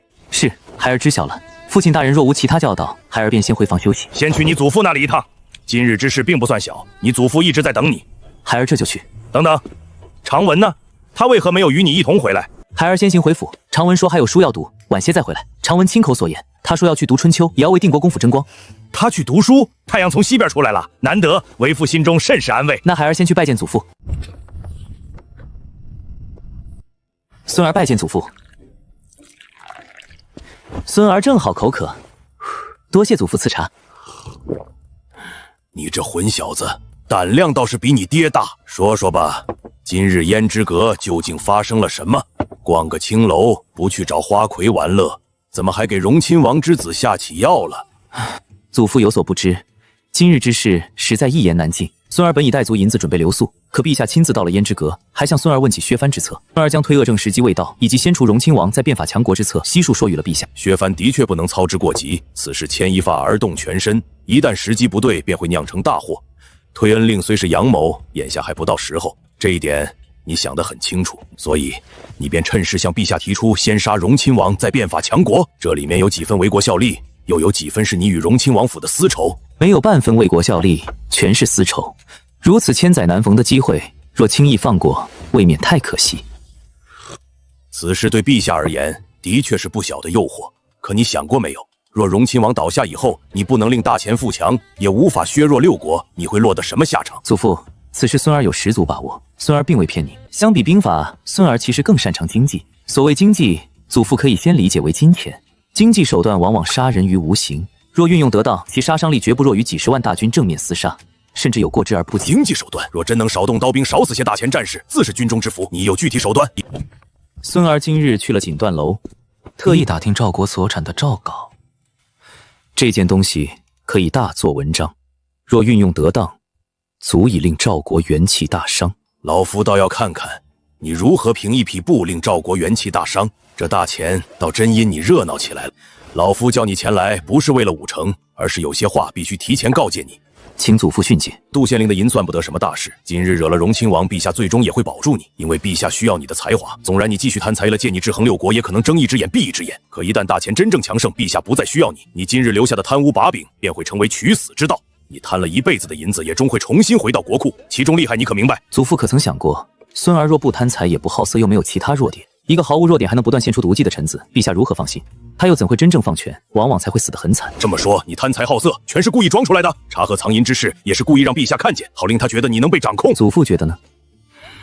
那倒不是，贪财好色的确是孙儿的本性，不过故意摆给陛下看也是真的。入户部更是因为油水丰厚。其一，等大钱强大后，行中庸之道，适当放水，只要七国维持平衡，孙儿便仍有用。老夫一生什么阵仗没有见过，纵然你提出把冉义尸体投进敌营，老夫也不曾失态。只管说既能强国又能保身的法子。其二，拿下女帝，征服女帝，只要能令女帝归心，日日伴驾，自然不必再担心兔死狗烹，甚至将来高家的长子。相比前两个法子，第三个就不只是大胆，还很行。不瞒祖父，孙儿在蛊惑民心这方面也颇有心得。滚出去！再敢胡言乱语，老夫打断你的腿！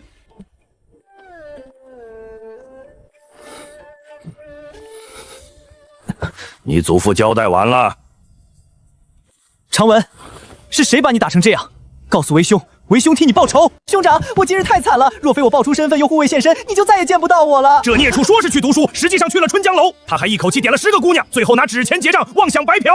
春江楼老鸨得知身份后，亲自登门赔罪。此事虽然被老夫压下去了，可定国公府的脸都快被他丢尽了。长文，你太让为兄失望了。为兄还特地叮嘱过，让你不要去青楼。你不但去了，还一口气点了10个。你这样，为兄如何替你出头？我只是听兄长说，大钱律法中存在白嫖的可能，一时头脑发热才奢侈了一回。谁知道那老鸨不讲武德，他根本不报官。孽畜，还敢胡言乱语！天色不早了，明日你还要在宫门外候着，早些回房休息。是。还不快滚回去禁足！大公子，能找到的赵国讯息都在这里。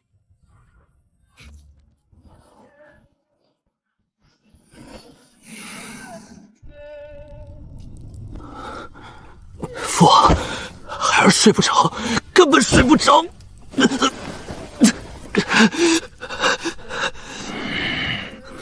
定国公府欺人太甚，当众踢伤我儿，又光明正大的下药，此仇不报，本王枉为大钱亲王。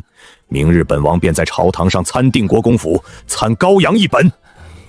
父王，明日上朝，孩儿也要去，孩儿要亲自指控高阳，我要让他付出代价，让满朝文武替孩儿做主。成儿，可你现在这副状态，明日能撑得住吗？只要能把高阳送进天牢，这些都值得。当时满堂宾客都亲眼看着，大庭广众之下，孩儿倒要看他如何狡辩。不好，那该死的感觉又来了。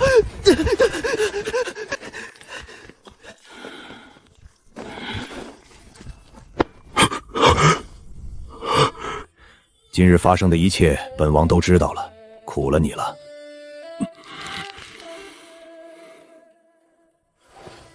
荣亲王府不会亏待你，本王更不会亏待你。本王会用定国公府满门的人头为你雪恨。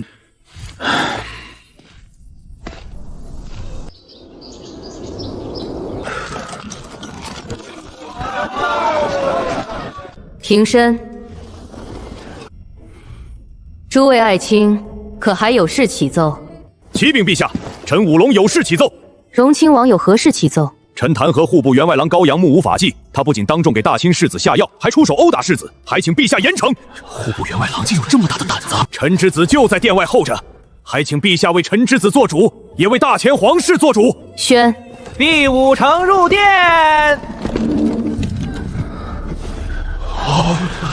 陛下，还请陛下为臣做主。荣亲王所言，当众下药之事可属实。千真万确，高阳非要与臣喝酒助兴，哄骗臣喝下杯中酒，自己却将酒一口喷了出来。高阳还踢了臣的下面，还请陛下严惩此人。启禀陛下，我儿秉性纯良，平日连地上的蚂蚁都不忍踩死，此事必定是污蔑。人证物证俱在，高侍郎还敢狡辩？高阳若也算秉性纯良，满朝还有谁不是善人？高大人，你莫不是疯了？陛下，我儿高阳也在殿外候着，不如宣高阳入殿当面对质，还请陛下还我儿一个清白。宣户部员外郎高阳入殿。臣高阳参见陛下。荣亲王弹劾你目无皇室，还说你当众给大前世子下药，并殴打当朝世子，此事是否属实？启禀陛下，这句话一半对，一半不对。哦，臣的确目无皇室，因为在臣心中，陛下大前皇室乃待放在心中敬重，而不是只挂在嘴上说给旁人听。那后半句呢？给武城下药，殴打当朝世子，是否属实？污蔑！陛下，臣才是蒙受冤屈之人，臣今日恳请陛下替臣做主，还臣一个公道。高阳，你给本世子下药，你还嫌委屈上了？胭脂阁内人证物证俱在，你还敢当着陛下与文武百官的面欺君？世子可有证据证明是臣给你下了药？自然有。你当着本世子的面让高长文去雅间取酒，你又以作诗需要美酒增添灵感为由，哄骗本世子与你对饮，结果本世子喝了，你却把酒吐了出来，这还不算证据？世子，这便是冤枉臣了。臣作诗时向来只需美酒入口，并不一定要咽下。难道这样的习惯也有罪？高阳，你少在这里诡辩！你骗本世子说那首诗与本世子有关，可你最后做的分明是云想衣裳花想容，春风拂槛露华浓。难道这首诗还是写给本世子的？昨日世子离开的匆忙，臣忘了告知诗名。此诗名为《清平调见武世子忆往昔美人有感》。如此一来，这首诗怎会与世子无关？更何况抛开事实不谈，臣将这首诗写给世子，又有何不可？世子面如冠玉，风度翩翩，世子在臣心中的形象，就是比仙子更美的女子，这又有何罪？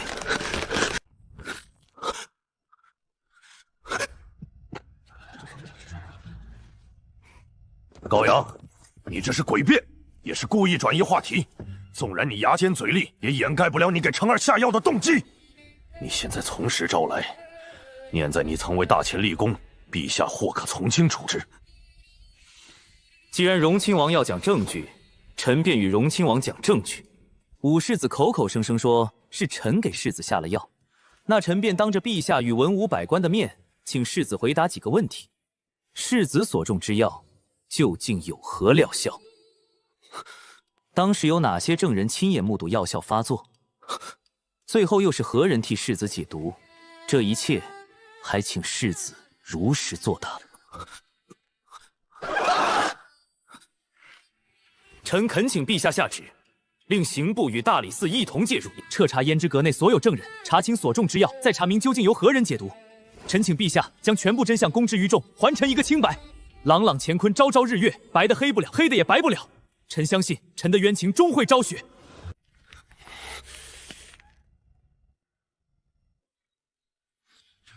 既然世子与高阳各执一词，便由刑部介入调查，务必查个水落石出。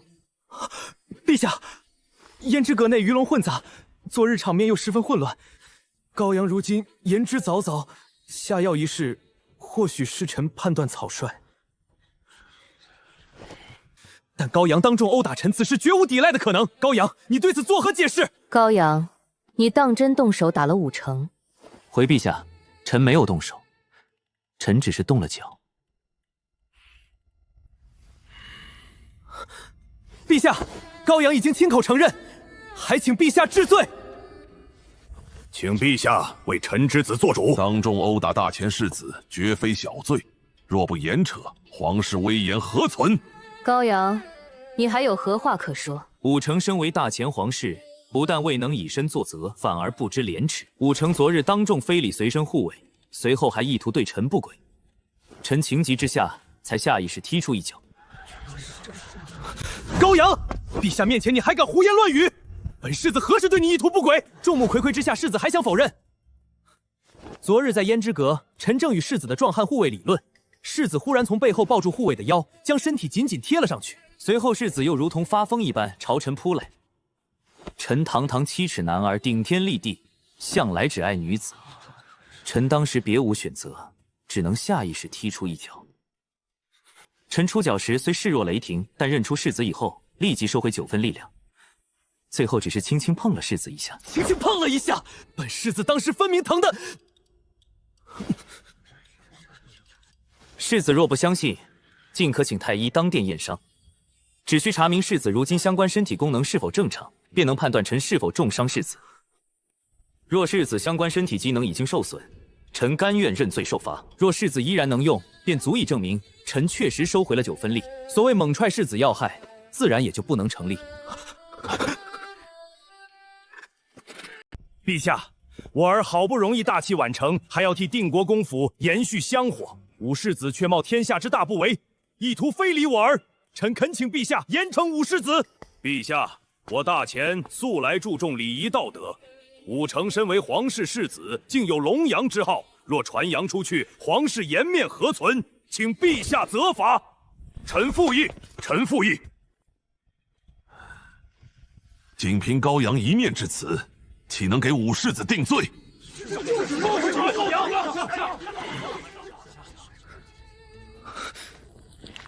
一场针对高阳的发难，竟被高阳3言2语消弭于无形。这样的麒麟子，本该是宋家的女婿。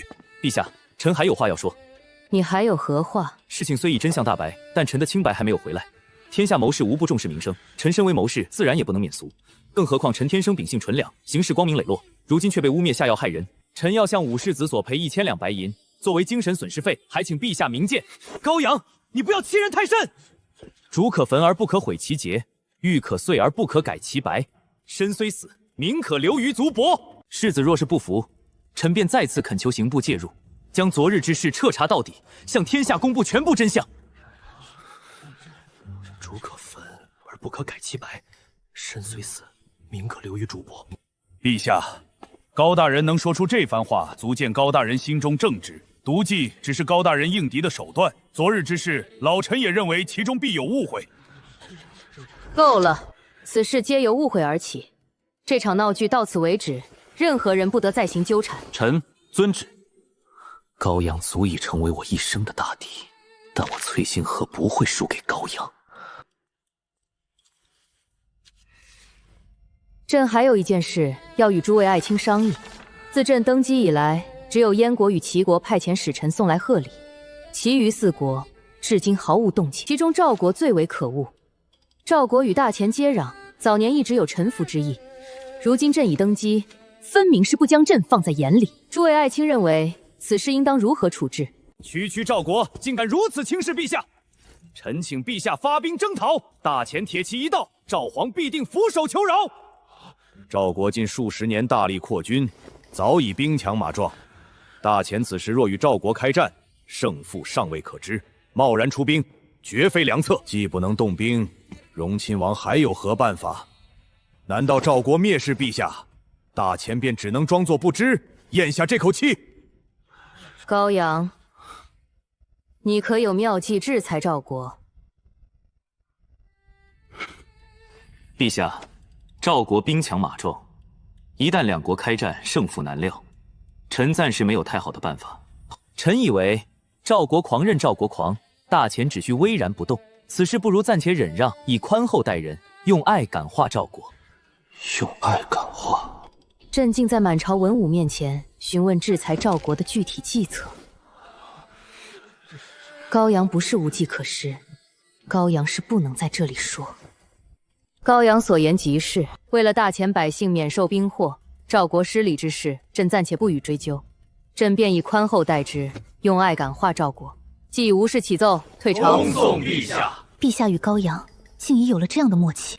孽子，你老实告诉老夫，方才在金銮殿上，你最后究竟在看哪里？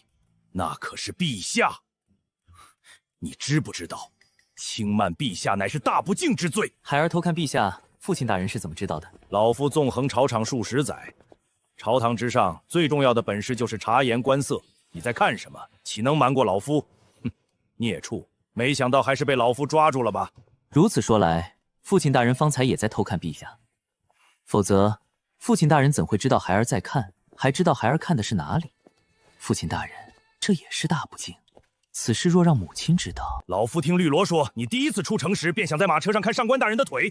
你先前口中的目不斜视，莫非就是这样放肆的一直盯着？那倒没有，上次只看了腿。上官大人，好巧。高阳，陛下要见你。上官大人，可否借一步说话？上官大人，古话说子不教，父之过。本官听说孽子曾与上官大人同乘一辆马车，还大放厥词，言行十分孟浪。在下能否看一眼上官大人的腿？还请上官大人不要与这孽子一般见识。无妨，不过是看看腿，本官并非如此小气之人。宣高阳进来。臣高阳拜见陛下。闲话少说，你在朝堂上故作无策，是否已经有了对付赵国的妙计？臣的确有些想法，只是金銮殿上人多耳杂，臣不能当众说出，还请陛下平退左右。御书房内外皆是朕的人，你尽管说便是。臣接下来要说的事情非同小可，除上官大人以外，还请陛下令其他人退下。全部退下。朕已经照你的要求做了，现在说吧，你又想出了什么毒，什么妙计？臣接下来的法子过于重要，不能泄露到六国，否则遭受此计反噬的便可能是大钱。此计若运用得当，可以不费一兵一卒，兵不血刃地解决赵国，并且此计能够解决的远不只是一个赵国。若此计真有你所说的威力，朕不会吝惜赏赐。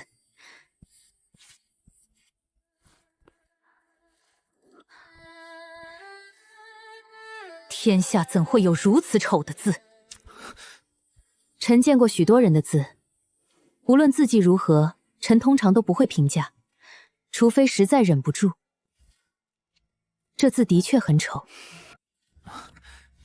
陛下，字迹并不重要，今日臣要向陛下讲的是如何做局，以国家为局，精准打击一国经济。以国家做局，打击经济。继续说，朕该如何做局，才能收割一个国家的财富，甚至令一个国家的经济体系走向崩溃？正所谓上兵伐谋，若想征服一个国家，只靠大军攻伐乃是下下之策。大军移动，每日消耗的粮草便是天文数字。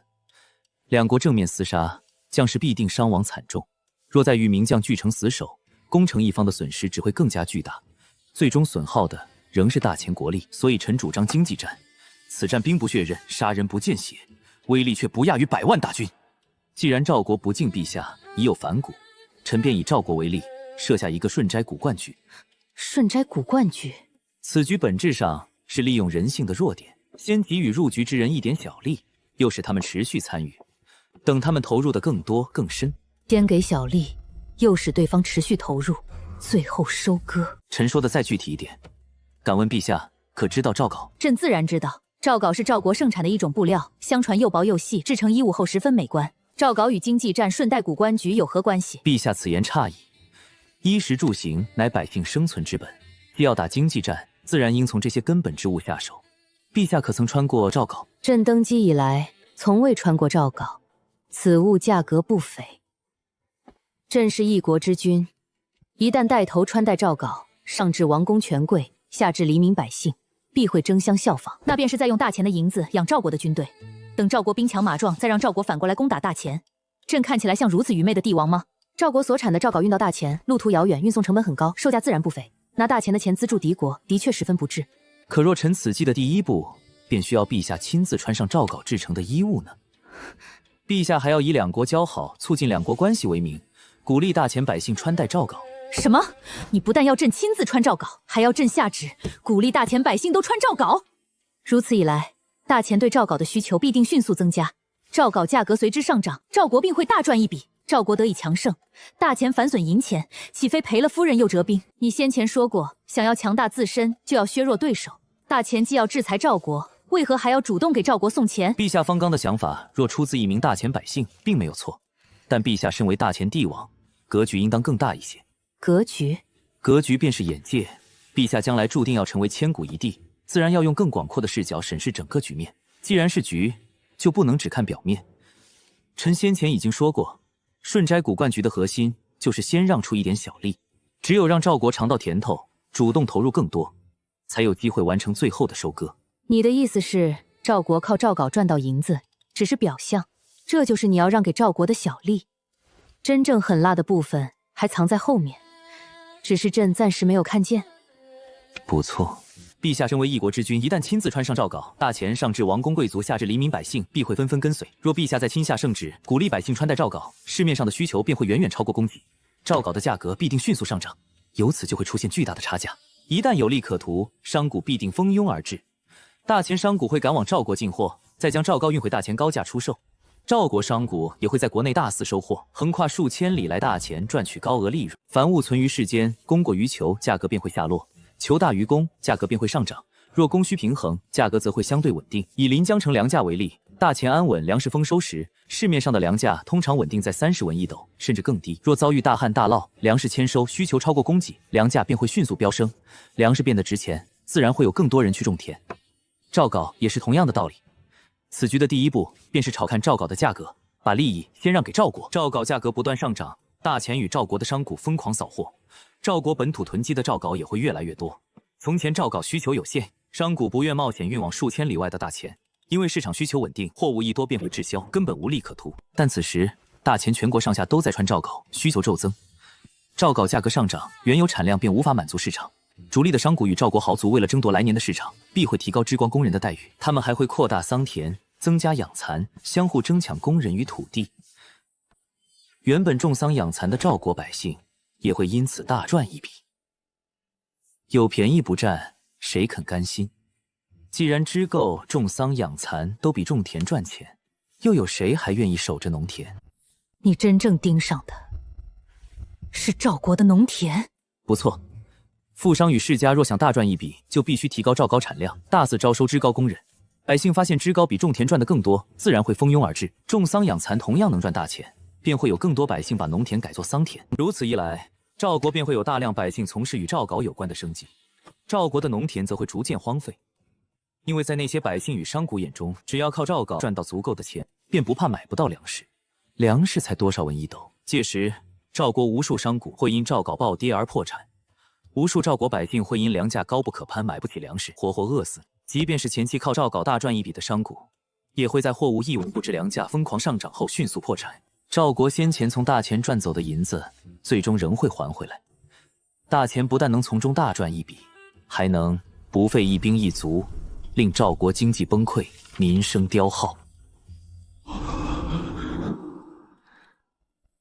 陛下，此局还不止如此。赵国粮价暴涨后，大钱不但能出售粮食，收割赵国财富，还可以安排内应进入赵国。陈方才灵光乍现，又想到几条妙计。什么妙计？大钱内应进入赵国后，可在赵国各地散播谣言，将写有大钱兴赵国王的纸条藏进鱼腹，再让百姓从鱼腹中发现。还可让白狐在深夜山林中口吐人言，天命不再眷顾赵国。黄河一带也可事先埋下一尊独眼巨人石像，再让赵国百姓将石像挖出。三人成虎，谣言一旦四起，便会有赵国百姓相信赵国气数已尽。赵国百姓吃不饱肚子，又面对高不可攀的粮价，正是最容易被蛊惑的时候。届时赵国必定生乱，大钱只需坐收渔翁之利。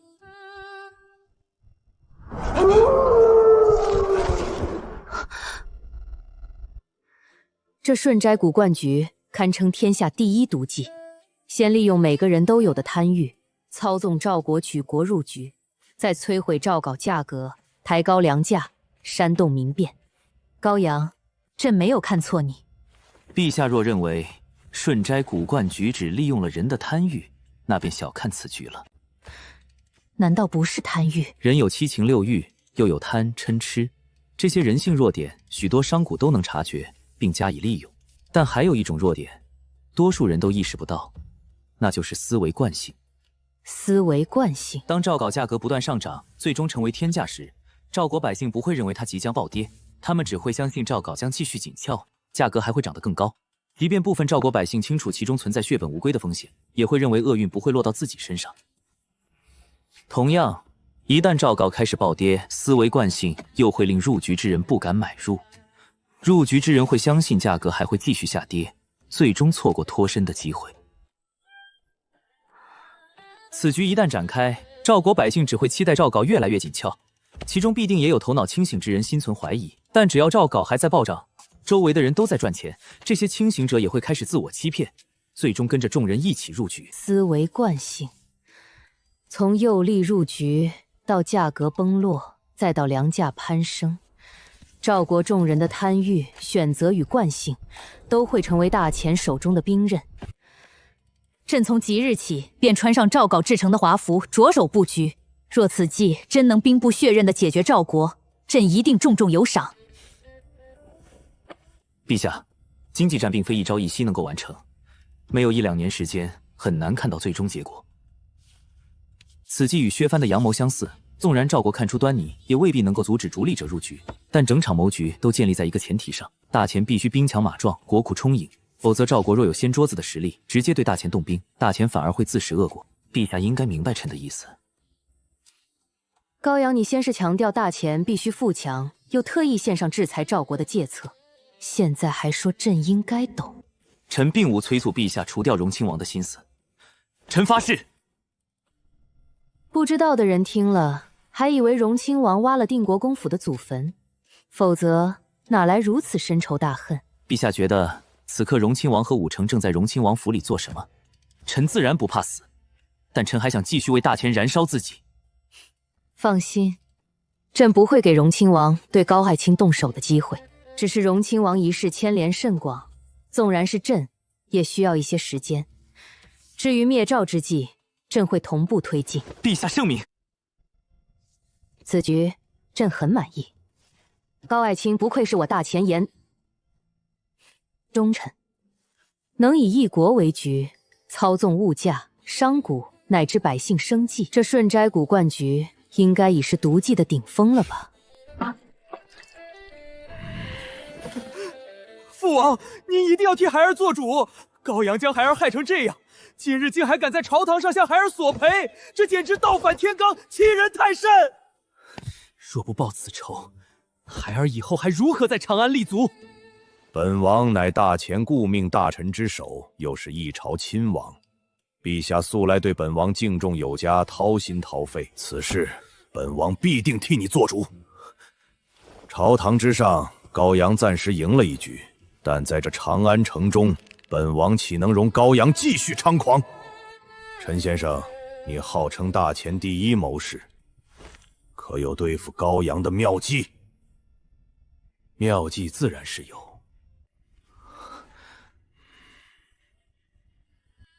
只是臣心中有些不安。臣这几日仔细了解过定国公府的高阳，高阳绝不是只图一时痛快、不顾后果的人。换而言之，高阳敢如此算计世子，行事间又毫无顾忌，便证明高阳并不畏惧王爷报复。臣始终想不明白，高阳的底气究竟来自何处？不过是小辈之间的一场争斗，又不是不可化解的生死大仇。难道高阳还敢直接对本王动手不成？既然定国公府想与本王斗上一斗，那本王便奉陪到底。